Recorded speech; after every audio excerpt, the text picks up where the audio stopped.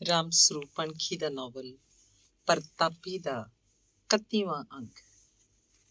ਰੱਲੇ ਦਾ ਚੰਦ ਸਿੰਘ ਪੂਰੇ ਭਾਂਡੇ ਖਾਂਡੇ ਵਾਲਾ ਜ਼ਿਮੀਦਾਰ ਸੀ।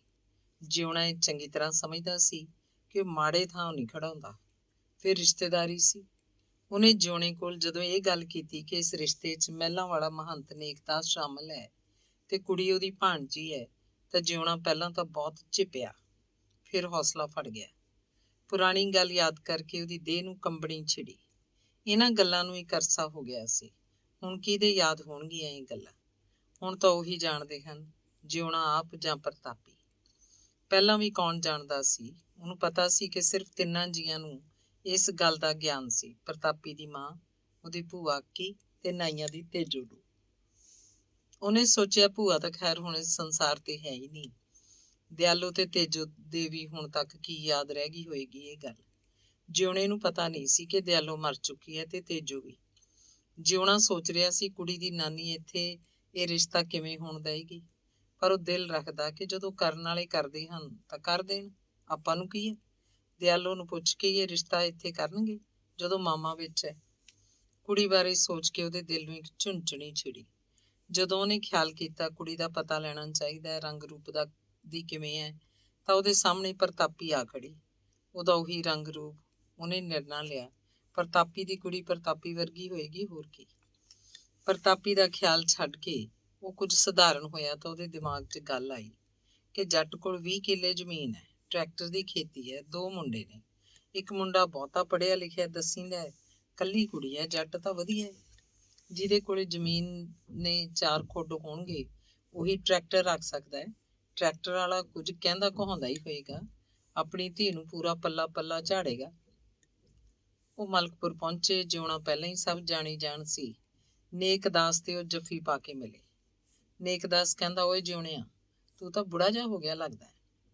ਓਏ ਕੀ ਉਮਰ ਹੈ ਤੇਰੀ? ਆਪਾਂ ਤਾਂ ਇਕੱਠੇ ਖੇਡਦੇ ਰਹੇ ਹਾਂ। ਮਹਾਰਾਜ ਬਾਬਿਓ, ਕਬੀਲਦਾਰੀਆਂ ਨੇ ਮਾਰ ਲਏ। ਤੁਹਾਡੇ ਵਾਂਗੂ ਮੱਖਣੀਆਂ ਬਦਾਮ ਖਾਂਦੇ ਹੋਈਏ ਤਾਂ। ਬਹੁਤ ਅਧੀਨ ਜਿਹਾ ਹੋ ਕੇ ਮੰਜੇ ਡਾਉਣ ਲੱਗਿਆ। ਤੂੰ ਕਦੇ ਗੇੜਾ ਹੀ ਨਹੀਂ ਮਾਰਿਆ ਜਾਰ ਮੁੜ ਕੇ ਮਹਿਲਾਂ। ਮੱਖਣੀਆਂ ਬਦਾਮ ਤਾਂ ਤੈਨੂੰ ਵੀ ਖਵਾਉਂਦਾ, ਨਾਲੇ ਆਪਣੇ ਕਾਹਦੇ ਨੇ ਮੱਖਣੀਆਂ ਬਦਾਮ, ਸਭ ਸੰਗਤ ਦਾ ਹੈ। ਫਿਰ ਨੇਕਦਾਸ ਮੰਜੇ ਤੇ ਬੈਠਾ ਇੱਧਰ ਉੱਧਰ ਨਿਗਾਹ ਮਾਰ ਕੇ ਕਹਿਣ ਲੱਗਾ, ਤੇਰੇ ਮੱਖਣੀਆਂ ਬਦਾਮ ਤਾਂ ਤੇਰਾ ਮਕਾਨ ਦੱਸੀ ਜਾਂਦਾ ਹੈ। ਮਾੜਾ ਜੱਟ ਪਾ ਸਕਦਾ ਐਡਾ ਮਕਾਨ, ਮਹਿਲ ਹੀ ਸਾਰਿਆ ਪਿਆ। ਮਾਰ ਫੜ ਕੇ ਚੰਦਸੂ ਜਿਉਣੇ ਦੀ ਘਰ ਵਾਲੀ ਨੂੰ ਪਾਸੇ ਕਰਕੇ ਕਹਿ ਰਿਹਾ ਸੀ, ਪ੍ਰੀਤਮ ਕੁਰੇ, ਚਾਹ ਨਾ ਕਰੀ, ਦੁੱਧ ਉਬਾਲ ਲੈ, ਵਿੱਚ ਇਲਾਇਚੀਆਂ ਪਾ ਲਈ 2 ਕੁ। ਆ ਫੜ, ਮੇਰੀ ਜੇਬ 'ਚ ਹੈਗੀਆਂ। ਜਿਉਣੇ ਦੇ ਦੋਵੇਂ ਮੁੰਡੇ ਖੇਤ ਸਨ ਤੇ ਸੀਰੀ ਵੀ। ਬਹੁਤ ਦੁਪਹਿਰਾ ਨਹੀਂ ਹੋਇਆ ਸੀ। ਜਿਉਣੇ ਦੀ ਘਰ ਵਾਲੀ ਪ੍ਰੀਤਮ ਕੋਲ ਰੋਟੀ ਪਕਾ ਕੇ ਹਟੀ ਸੀ। ਰੋਟੀ ਬੰਨ ਕੇ ਟੋਕਰੇ 'ਚ ਰੱਖੀ ਪਈ ਸੀ। ਉਹ ਥੋੜਾ ਚਿਰ ਪਹਿਲਾਂ ਨਾ ਗਏ ਹੁੰਦੇ ਤਾਂ ਉਹਨੇ ਰੋਟੀ ਲੈ ਕੇ ਖੇਤ ਨੂੰ ਉੱਠ ਜਾਣਾ ਸੀ। ਵੱਡਾ ਮੁੰਡਾ ਨਰਿੰਦਰ ਆਪਣੇ ਮੁਰਗੀਖਾਨੇ ਸੀ। 2 ਸਾਲ ਪਹਿਲਾਂ ਉਹਨਾਂ ਨੇ ਚਾਚੇ ਸੁੰਦਰ ਨਾਲ ਸ਼ਰਾਬ ਦੇ ਠੇਕੇ 'ਚੋਂ ਆਪਣਾ ਸੀਰ ਕੱਢ ਲਿਆ ਸੀ। ਉਹਦੇ ਨਾਲ ਉਹ ਖੇਤੀ ਵਿੱਚੋਂ ਵੀ ਅੱਡ ਹੋ ਗਏ ਸੀ। ਹੁਣ ਦੋਵੇਂ ਛੋਟੇ ਮੁੰਡੇ ਤੇ ਸੀਰੀ ਖੇਤ ਦਾ ਕੰਮ ਕਰਦੇ। ਜਿਉਣਾ ਉਤਲੇ ਕੰਮਾਂ ਉੱਤੇ ਰਹਿੰਦਾ। ਘਰ-ਬਾਰ ਦੇ 100 ਧੰਦੇ ਹੁੰਦੇ ਆ। ਨਰਿੰਦਰ ਦਾ ਮੁਰਗੀਖਾਨਾ ਸੀ। ਮੁਰਗੀਖਾਨੇ ਉਹਨੇ ਇੱਕ ਭਈਆ ਵੀ ਰੱਖਿਆ ਸੀ। ਦੁੱਧ ਪਿਆ ਕੇ ਪ੍ਰੀਤਮ ਕੌਰ ਨੇ ਰੋਟੀ ਦਾ ਟੋਕਰਾ ਚੁੱਕਿਆ ਤੇ ਖੇਤ ਨੂੰ ਚਲੀ ਗਈ। ਉਹਨੇ ਖੇਤ ਵਾਲਿਆਂ ਨੂੰ ਝਟਪਟ ਰੋਟੀ ਖਵਾ ਕੇ ਵਾਪਸ ਆ ਜਾਣਾ ਸੀ। ਗੁਆਂਢ 'ਚੋਂ ਮੁੰਡਾ ਭੇਜ ਕੇ ਜਿਉਣੇ ਨੇ ਨਰਿੰਦਰ ਨੂੰ ਬੁਲਾ ਲਿਆ। ਨੇਕਦਾਸ ਨੇ ਆਖਿਆ ਸੀ, ਜਿਉਣ ਸਿਆਂ, ਪਹਿਲਾਂ ਮੁੰਡਾ ਦਿਖਾ, ਬਾਕੀ ਗੱਲਾਂ ਫੇਰ ਕਰਦੇ ਆ। ਮੁੰਡਾ ਮੂਰਤ ਵਰਗਾ ਸੀ, ਇੰਨਾ ਉੱਚਾ ਲੰਮਾ ਤੇ ਛੈਲ। ਨੇਕਦਾਸ ਨੇ ਦੇਖਿਆ ਉਹ ਜਿਉਣੇ ਨਾਲੋਂ ਵੀ ਸੋਹਣਾ ਸੀ।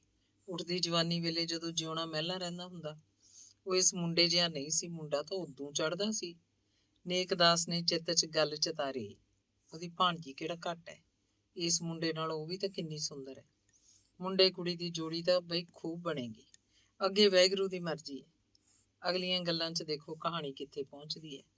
ਨਰਿੰਦਰ ਥੋੜਾ ਚਿਰ ਉਹਨਾਂ ਕੋਲ ਬੈਠਾ।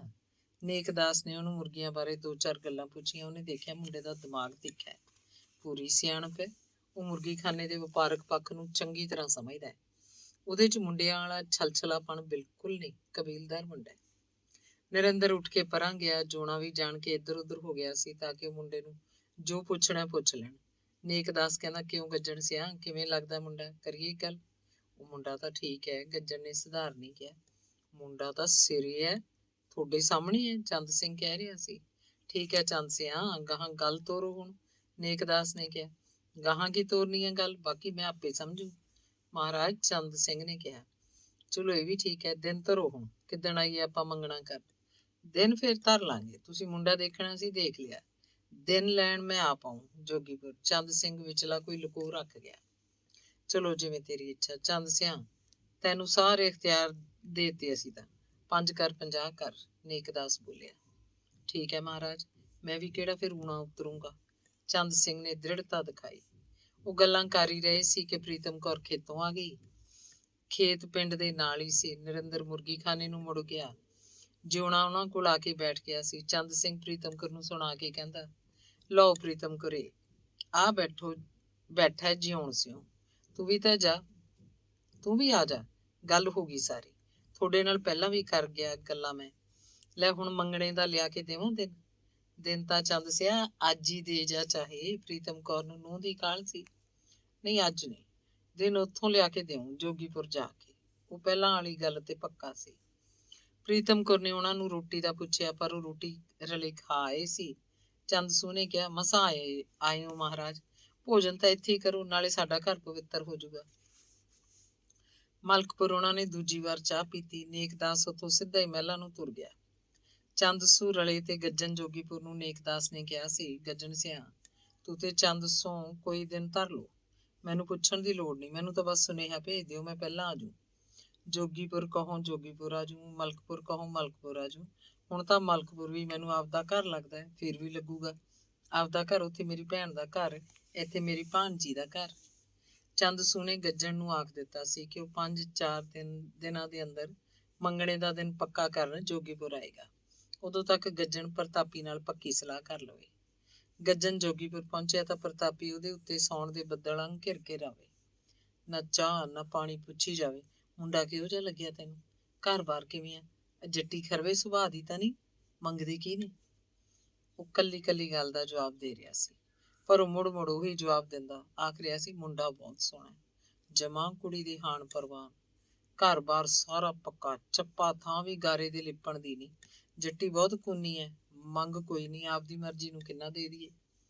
ਇੱਕ ਗੱਲ ਜਿਹੜੀ ਪ੍ਰਤਾਪੀ ਦੇ ਬਾਰ-ਬਾਰ ਜ਼ੁਬਾਨ ਤੇ ਆਉਂਦੀ, ਪਰ ਉਹ ਕਹਿ ਨਾ ਸਕਦੀ, ਉਹ ਆਪਣੇ ਆਪ ਨੂੰ ਹੀ ਆਖਦੀ, ਹਾਏ ਸੜ ਜੇ ਮੇਰੀ ਜੀਭ, ਕਿਤੇ ਮੇਰੇ ਮੂੰਹੋਂ ਨਿਕਲ ਹੀ ਨਾ ਜਾਵੇ ਇਹ ਗੱਲ। ਉਹ ਪੁੱਛਣਾ ਚਾਹੁੰਦੀ ਸੀ, ਮੁੰਡਾ ਪਿਓ ਵਰਗਾ ਹੀ ਹੈ। ਚੌਥੇ ਦਿਨ ਚੰਦ ਸੂ ਆਪਣੀ ਘਰ ਵਾਲੀ ਨੂੰ ਨਾਲ ਲੈ ਕੇ ਜੋਗੀਪੁਰ ਆਇਆ। ਗੱਜਣ ਖੇਤ ਸੀ, ਸੁਨੇਹਾ ਦੇ ਕੇ ਉਹਨੂੰ ਘਰ ਸੱਦ ਲਿਆ। ਗੱਜਣ ਤੇ ਚੰਦ ਸੂ ਅੱਡ ਬਹਿ ਕੇ ਗੱਲਾਂ ਕਰਦੇ ਰਹੇ। ਉਹਨਾਂ ਨੂੰ ਬਾਹਰਲੇ ਘਰ ਲਿਜਾਣਾ ਚਾਹੁੰਦਾ ਸੀ, ਪਰ ਪ੍ਰਤਾਪੀ ਨੇ ਜਾਣ ਨਹੀਂ ਦਿੱਤਾ। ਚੰਦ ਸੂ ਦੀ ਘਰ ਵਾਲੀ ਪ੍ਰਤਾਪੀ ਤੇ ਬੀਬੋ ਕੋਲ ਬੈਠੀ ਰਹੀ। ਪ੍ਰਤਾਪੀ ਨਾਲ ਗੱਲਾਂ ਕਰਦੀ, ਉਹ ਵਿੱਚ ਦੀ ਕੁੜੀ ਨੂੰ ਵੀ ਕੋਈ ਗੱਲ ਪੁੱਛ ਲੈਂਦੀ। ਕੁੜੀ ਸੰਗਦੀ ਨਹੀਂ ਸੀ, ਉਹਦੀ ਹਰ ਗੱਲ ਦਾ ਜਵਾਬ ਦਿੰਦੀ।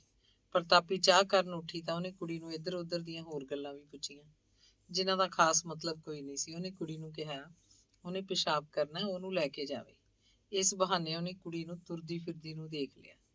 ਗੱਲੀ ਉਹਨੇ ਇਹ ਵੀ ਪੁੱਛ ਲਿਆ ਕਿ ਉਹਨੇ ਦਰੀਆਂ ਕਿੰਨੀਆਂ ਬੁਣ ਲਈਆਂ, ਖੇਸ ਘਰ ਬਣਾਏ ਨੇ ਕਿ ਵਿਕਦੇ ਮੁੱਲ ਲਏ, ਰੋਟੀ ਟੁੱਕ ਦਾ ਉਹੀ ਸਾਰਾ ਕਰਦੀ ਹੈ ਕਿ ਉਹਦੀ ਮਾਂ। ਅਗਲੇ ਦੇਸੀ ਮਹੀਨੇ ਦੀ 5 ਤਰੀਕ ਦਾ ਦਿਨ ਪੱਕਾ ਕਰ ਲਿਆ ਗਿਆ। ਇਹ ਵੀ ਕਿ ਚੰਦ ਸੂ ਨੇ ਮਲਕਪੁਰ ਜਾ ਕੇ ਦਿਨ ਦੱਸ ਦੇਣਾ ਤੇ ਗੱਜਣ ਨੇ ਮਹਿਲਾਂ ਜਾ ਕੇ ਨੇਕਦਾਸ ਨੂੰ ਦੱਸਣਾ। ਮੰਗਣਾ ਹੋ ਗਿਆ। ਜੋਗੀਪੁਰ ਜਾ ਕੇ ਦਿਨ ਲਿਆਉਣ ਦਾ ਐਵੇਂ ਬਹਾਨਾ ਸੀ, ਅਸਲ 'ਚ ਚੰਦ ਸੂ ਤੇ ਉਹਦੀ ਘਰ ਵਾਲੀ ਨੇ ਕੁੜੀ ਨੂੰ ਆਪਣੀ ਅੱਖੀਂ ਦੇਖਣਾ ਸੀ, ਉਹਦੀ ਚੰਗੀ ਤਰ੍ਹਾਂ ਪਰਖ ਪੜਤਾਲ ਕਰਨੀ ਸੀ ਤੇ ਸਭ ਕੁਝ ਮਲਕਪੁਰ ਜਾ ਕੇ ਪ੍ਰੀਤਮ ਕੌਰ ਨੂੰ ਦੱਸਣਾ ਸੀ। ਕੁੜੀ ਦਿਖਾਉਣ ਦਾ ਉਹਨਾਂ ਦਿਨਾਂ 'ਚ ਖਾਸ ਕਰਕੇ ਪਿੰਡਾਂ 'ਚ ਇੰਨਾ ਰਿਵਾਜ ਨਹੀਂ ਸੀ। ਨਰਿੰਦਰ ਦੇ ਮੰਗਣੇ ਤੇ ਲੋਕਾਂ ਦਾ ਬਹੁਤ ਇਕੱਠ ਸੀ। ਬਹੁਤ ਬੰਦੇ ਆਏ। 1 ਰੁਪਈਆ ਸ਼ਗਨ ਦੇਣ ਵਾਲੀਆਂ ਬੁੜੀਆਂ ਬੇਹਿਸਾਬ। ਜੋਗੀਪੁਰ ਵਾਲਿਆਂ ਨੂੰ ਇੱਥੋਂ ਹੀ ਪਤਾ ਲੱਗ ਗਿਆ ਕਿ ਪਿੰਡ 'ਚ ਜਿਉਣ ਸਿੰਘ ਦੀ ਚੰਗੀ ਪੁੱਛ ਦੱਸ ਹੈ। 4 ਬੰਦੇ ਉਹਦੇ ਨਾਲ ਖੜੇ ਹੈ। ਭਾਈਚਾਰੇ 'ਚ ਉਹਦਾ ਪੂਰਾ ਜ਼ੋਰ ਹੈ। ਪ੍ਰਤਾਪੀ ਨੂੰ ਉਹ ਦਿਨ ਬੜੀ ਸ਼ਿੱਦਤ ਨਾਲ ਯਾਦ ਆਉਂਦਾ ਜਦੋਂ ਅੱਕੀ ਦੇ ਘਰ ਜਿਉਣੇ ਨਾਲ ਗੱਲ ਕਰਨ ਗਈ ਸੀ। ਉਹ ਮੰਨਦਾ ਨਹੀਂ ਸੀ, ਪਰ ਉਹਨੇ ਦਲੀਲਾਂ ਦੇ ਕੇ ਮੁਹੱਬਤ ਦਾ ਤਿੱਖਾ ਤਾਅ ਦਿਖਾ ਕੇ ਜਿਉਣੇ ਨੂੰ ਮਨਾ ਲਿਆ ਸੀ। ਪਰ ਉਹ ਕਿਹੜੀ ਚੰਦਰੀ ਘੜੀ ਸੀ ਜਦੋਂ ਉਹ ਮਾਂ ਦੇ ਕਹੇ ਤੋਂ ਡੇਰੇ ਧਰਮਦਾਸ ਨੂੰ ਤੌੜੀ ਦਾ ਦੁੱਧ ਫੜਾਉਣ ਚਲੀ ਗਈ। ਉਹ ਦਿਨ ਸਾਰੀ ਕਹਾਣੀ ਵਿਗੜ ਗਈ। ਕਹਾਣੀ ਦਾ ਇਹ ਕਿਹੜਾ ਮੋੜ ਸੀ ਕਿ ਉਹਦੀ ਜ਼ਿੰਦਗੀ ਸਿੱਧੀ ਨਰਕਾਂ ਦੇ ਰਾਹ ਪੈ ਗਈ। ਸਾਰੀ ਉਮਰ ਦਾ ਪਛਤਾਵਾ ਕਿ ਉਹ ਮੁੜ ਕੇ ਕੁਆਰੀ ਬਣ ਸਕਦੀ। ਤੇ ਇਹ ਅੱਜ ਦਾ ਦਿਨ ਜਦੋਂ ਉਹਦੀ ਕੁੜੀ ਉਹਦੇ ਮੁੰਡੇ ਨੂੰ ਮੰਗਤੀ ਗਈ ਤਾਂ ਉਹਨੂੰ ਲੱਗਦਾ ਜਿਵੇਂ ਉਹਦੀ ਦੇਹ ਦਾ ਇੱਕ ਟੋਟਾ ਜਿਉਣੇ ਦੀ ਦੇਹ ਦੇ ਇੱਕ ਟੋਟੇ ਨੂੰ ਜਾ ਮਿਲਿਆ ਹੋਵੇ, ਮਾਸ 'ਚ ਗੁੰਨ ਦਿੱਤਾ ਗਿਆ ਹੋਵੇ, ਜਿਵੇਂ ਉਹ ਆਪ ਜਾ ਕੇ ਜਿਉਣੇ 'ਚ ਸਮਾ ਗਈ ਹੋਵੇ। ਜ਼ਿੰਦਗੀ ਦਾ ਇਹ ਕਿਹਾ ਤਸੱਵਰ ਸੀ, ਜ਼ਿੰਦਗੀ ਦਾ ਇਹ ਕ੍ਰਿਸ਼ਮਾ ਕਿੰਨਾ ਤਾਰਕਿਕ ਸੀ ਕਿ ਦੋ ਵਸਤੂਆਂ ਜ਼ਮਾਨੇ ਦੀ ਕਿਸੇ ਮਜਬੂਰੀ ਕਰਕੇ ਆਪਸ 'ਚ ਭੇਦ ਨਾ ਹੋ ਸਕੀਆਂ ਤਾਂ ਉਹਨਾਂ ਵਿੱਚੋਂ ਫਿਰ ਦੂਰੋਂ ਹੀ ਐਕਸਰੇਜ਼ ਨਿਕਲੀਆਂ ਤੇ ਕਿਰਨਾਂ ਇੱਕ ਦੂਜੇ 'ਚ ਘੁਲ ਮਿਲ ਕੇ ਜਿਵੇਂ ਕਿਰਨਾਂ ਦਾ ਹੀ ਪੁਲ ਬਣ ਜਾਂਦਾ ਹੋਵੇ। ਦੋ ਵਸਤੂਆਂ ਅਲੱਗ ਦੋ ਨਾ ਰਹੀਆਂ। ਬੀਬੋ ਤੇ ਨਰਿੰਦਰ ਪ੍ਰਤਾਪੀ ਤੇ ਜਿਉਣੇ ਦੀਆਂ ਦੇਹਾਂ 'ਚੋਂ ਨਿਕਲੀਆਂ ਐਕਸਰੇਜ਼ ਕਿਰਨਾਂ ਸੀ। ਮੁੰਡੇ ਕੁੜੀ ਦੇ ਰਿਸ਼ਤੇ ਨੇ ਪ੍ਰਤਾਪੀ ਤੇ ਜਿਉਣੇ ਲਈ ਇੱਕ ਮੁਅੱਜ਼ਜ਼ਾ ਸਾਬਤ ਕੀਤਾ।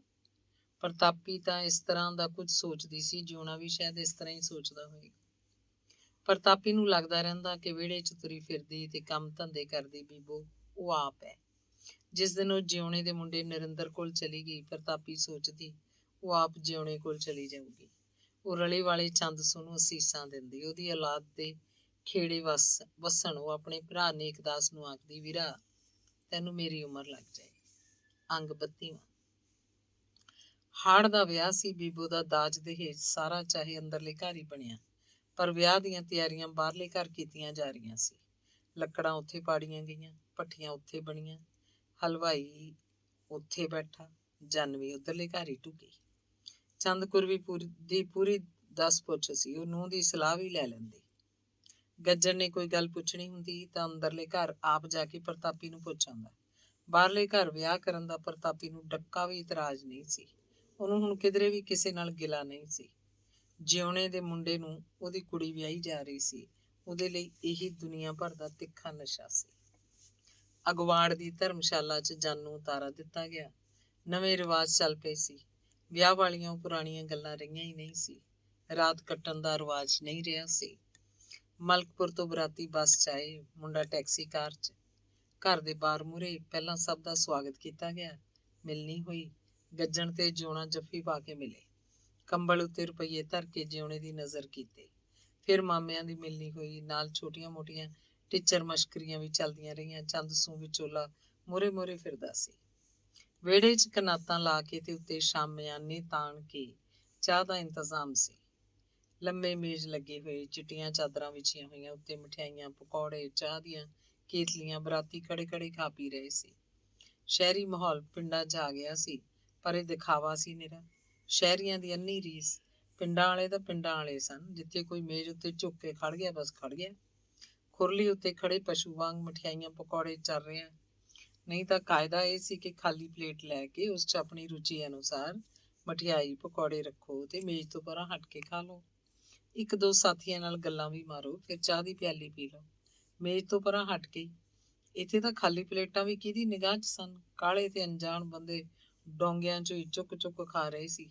ਸਿਆਣੇ ਤੇ ਜਾਣਕਾਰ ਬੰਦੇ ਆਖ ਰਹੇ ਸੀ, ਕੋਈ ਗੱਲ ਨਹੀਂ, ਪਿੰਡਾਂ ਦੇ ਲੋਕਾਂ ਖਾਤਰ ਇਹ ਨਵੀਂ ਚੀਜ਼ ਹੈ, ਹਾਲੇ ਹੌਲੀ ਆਪੇ ਸਿੱਖ ਜਾਣਗੇ।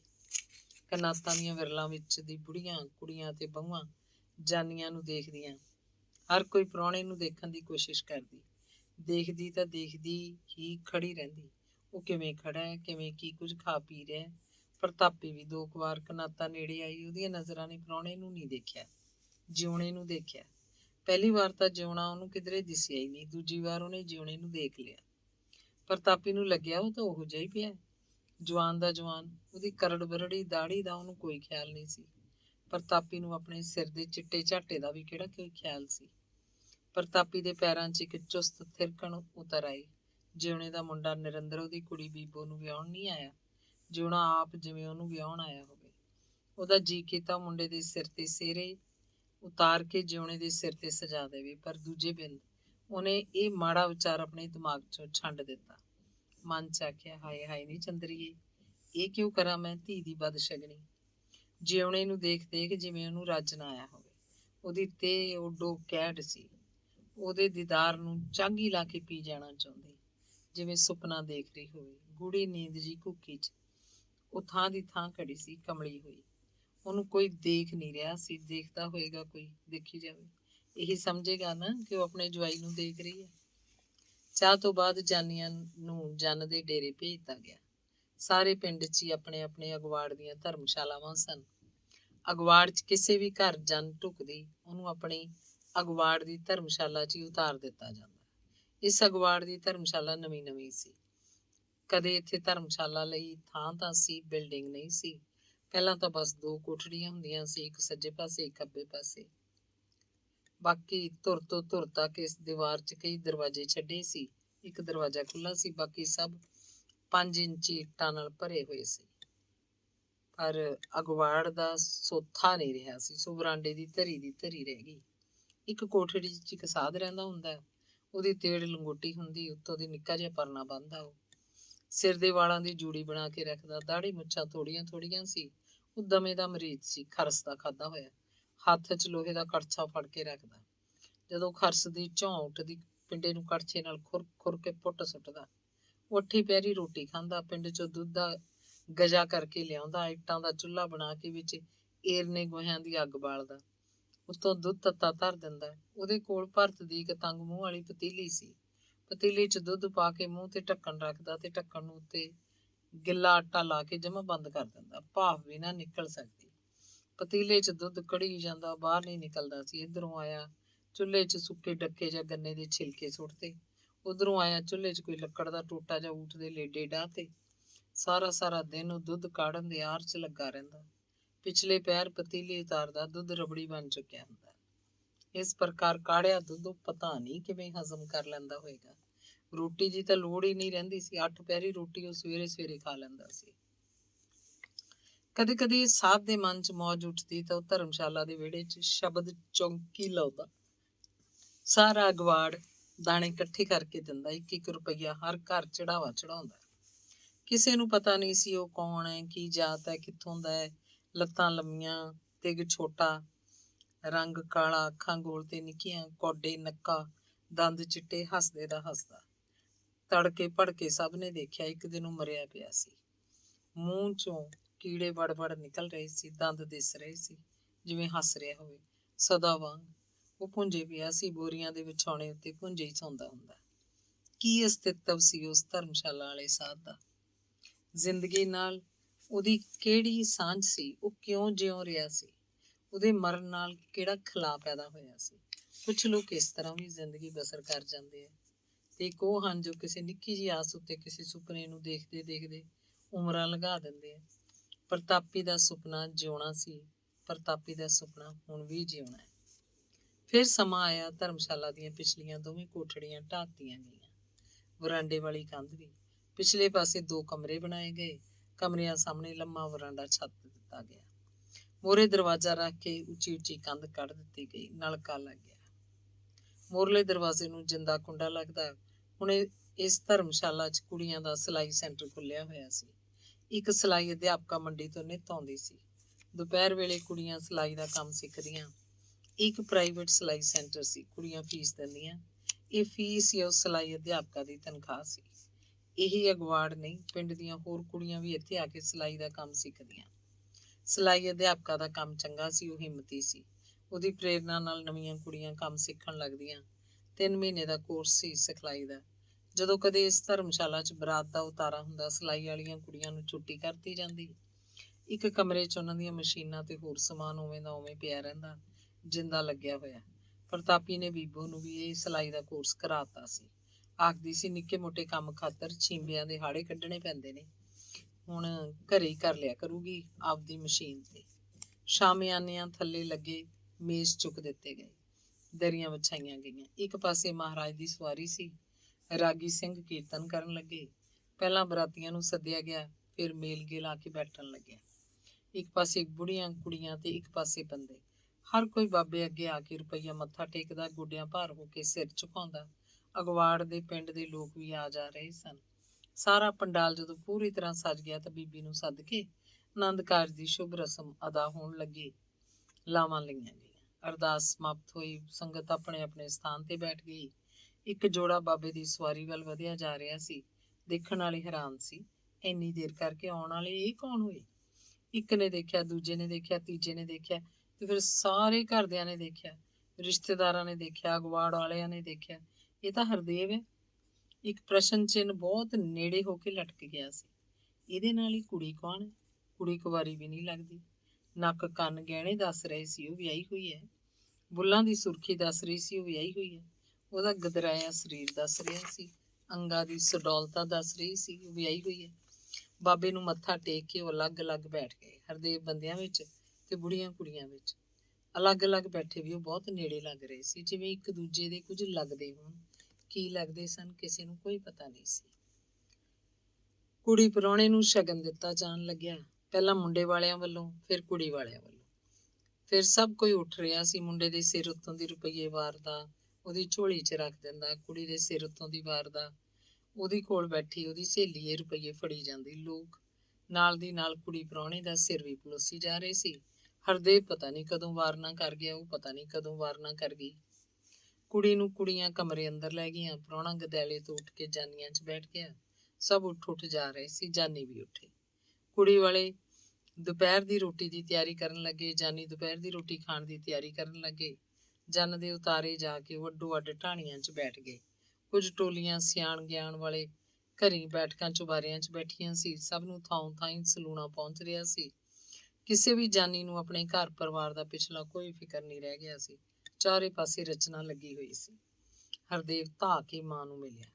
ਪ੍ਰਤਾਪੀ ਨੇ ਉਹਨੂੰ ਜੱਫੀ 'ਚ ਲੈ ਲਿਆ। ਰੋਣ ਲੱਗੀ, ਵੇ ਤੂੰ ਇੰਨੇ ਦਿਨ ਕਿੱਥੇ ਰਿਹਾ ਚੰਦਰਿਆ, ਨਾ ਚਿੱਠੀ ਚੀਰਾ ਕੋਈ। ਮਾਂ ਨੂੰ ਮਰੀ ਸਮਝ ਲਿਆ ਨਾ। ਗੱਲਾਂ ਉਹ ਹਰਦੇਵ ਨੂੰ ਕਹਿ ਰਹੀ ਸੀ, ਪਰ ਨਿਗਾਹ ਉਹਦੇ ਨਾਲ ਖੜੀ ਕੁੜੀ ਵਿੱਚ ਸੀ। ਫਿਰ ਉਹਨੇ ਦੱਸਿਆ, ਮਾਂ ਇਹ ਤੇਰੀ ਨੂੰਹ ਹੈ ਮਨਜੀਤ। ਮਨੂ ਨੇ ਪ੍ਰਤਾਪੀ ਦੇ ਪੈਰੀਂ ਹੱਥ ਲਾਏ, ਚੁੰਨੀ ਦੇ ਦੋਵੇਂ ਲੜ ਫੜ ਕੇ। ਨਹੀਂ ਮੈਂ ਵਾਰੀ, ਮੈਂ ਸਦਕੇ, ਵੀ ਤੂੰ ਪਹਿਲਾਂ ਕਿਉਂ ਨਹੀਂ ਦੱਸਿਆ?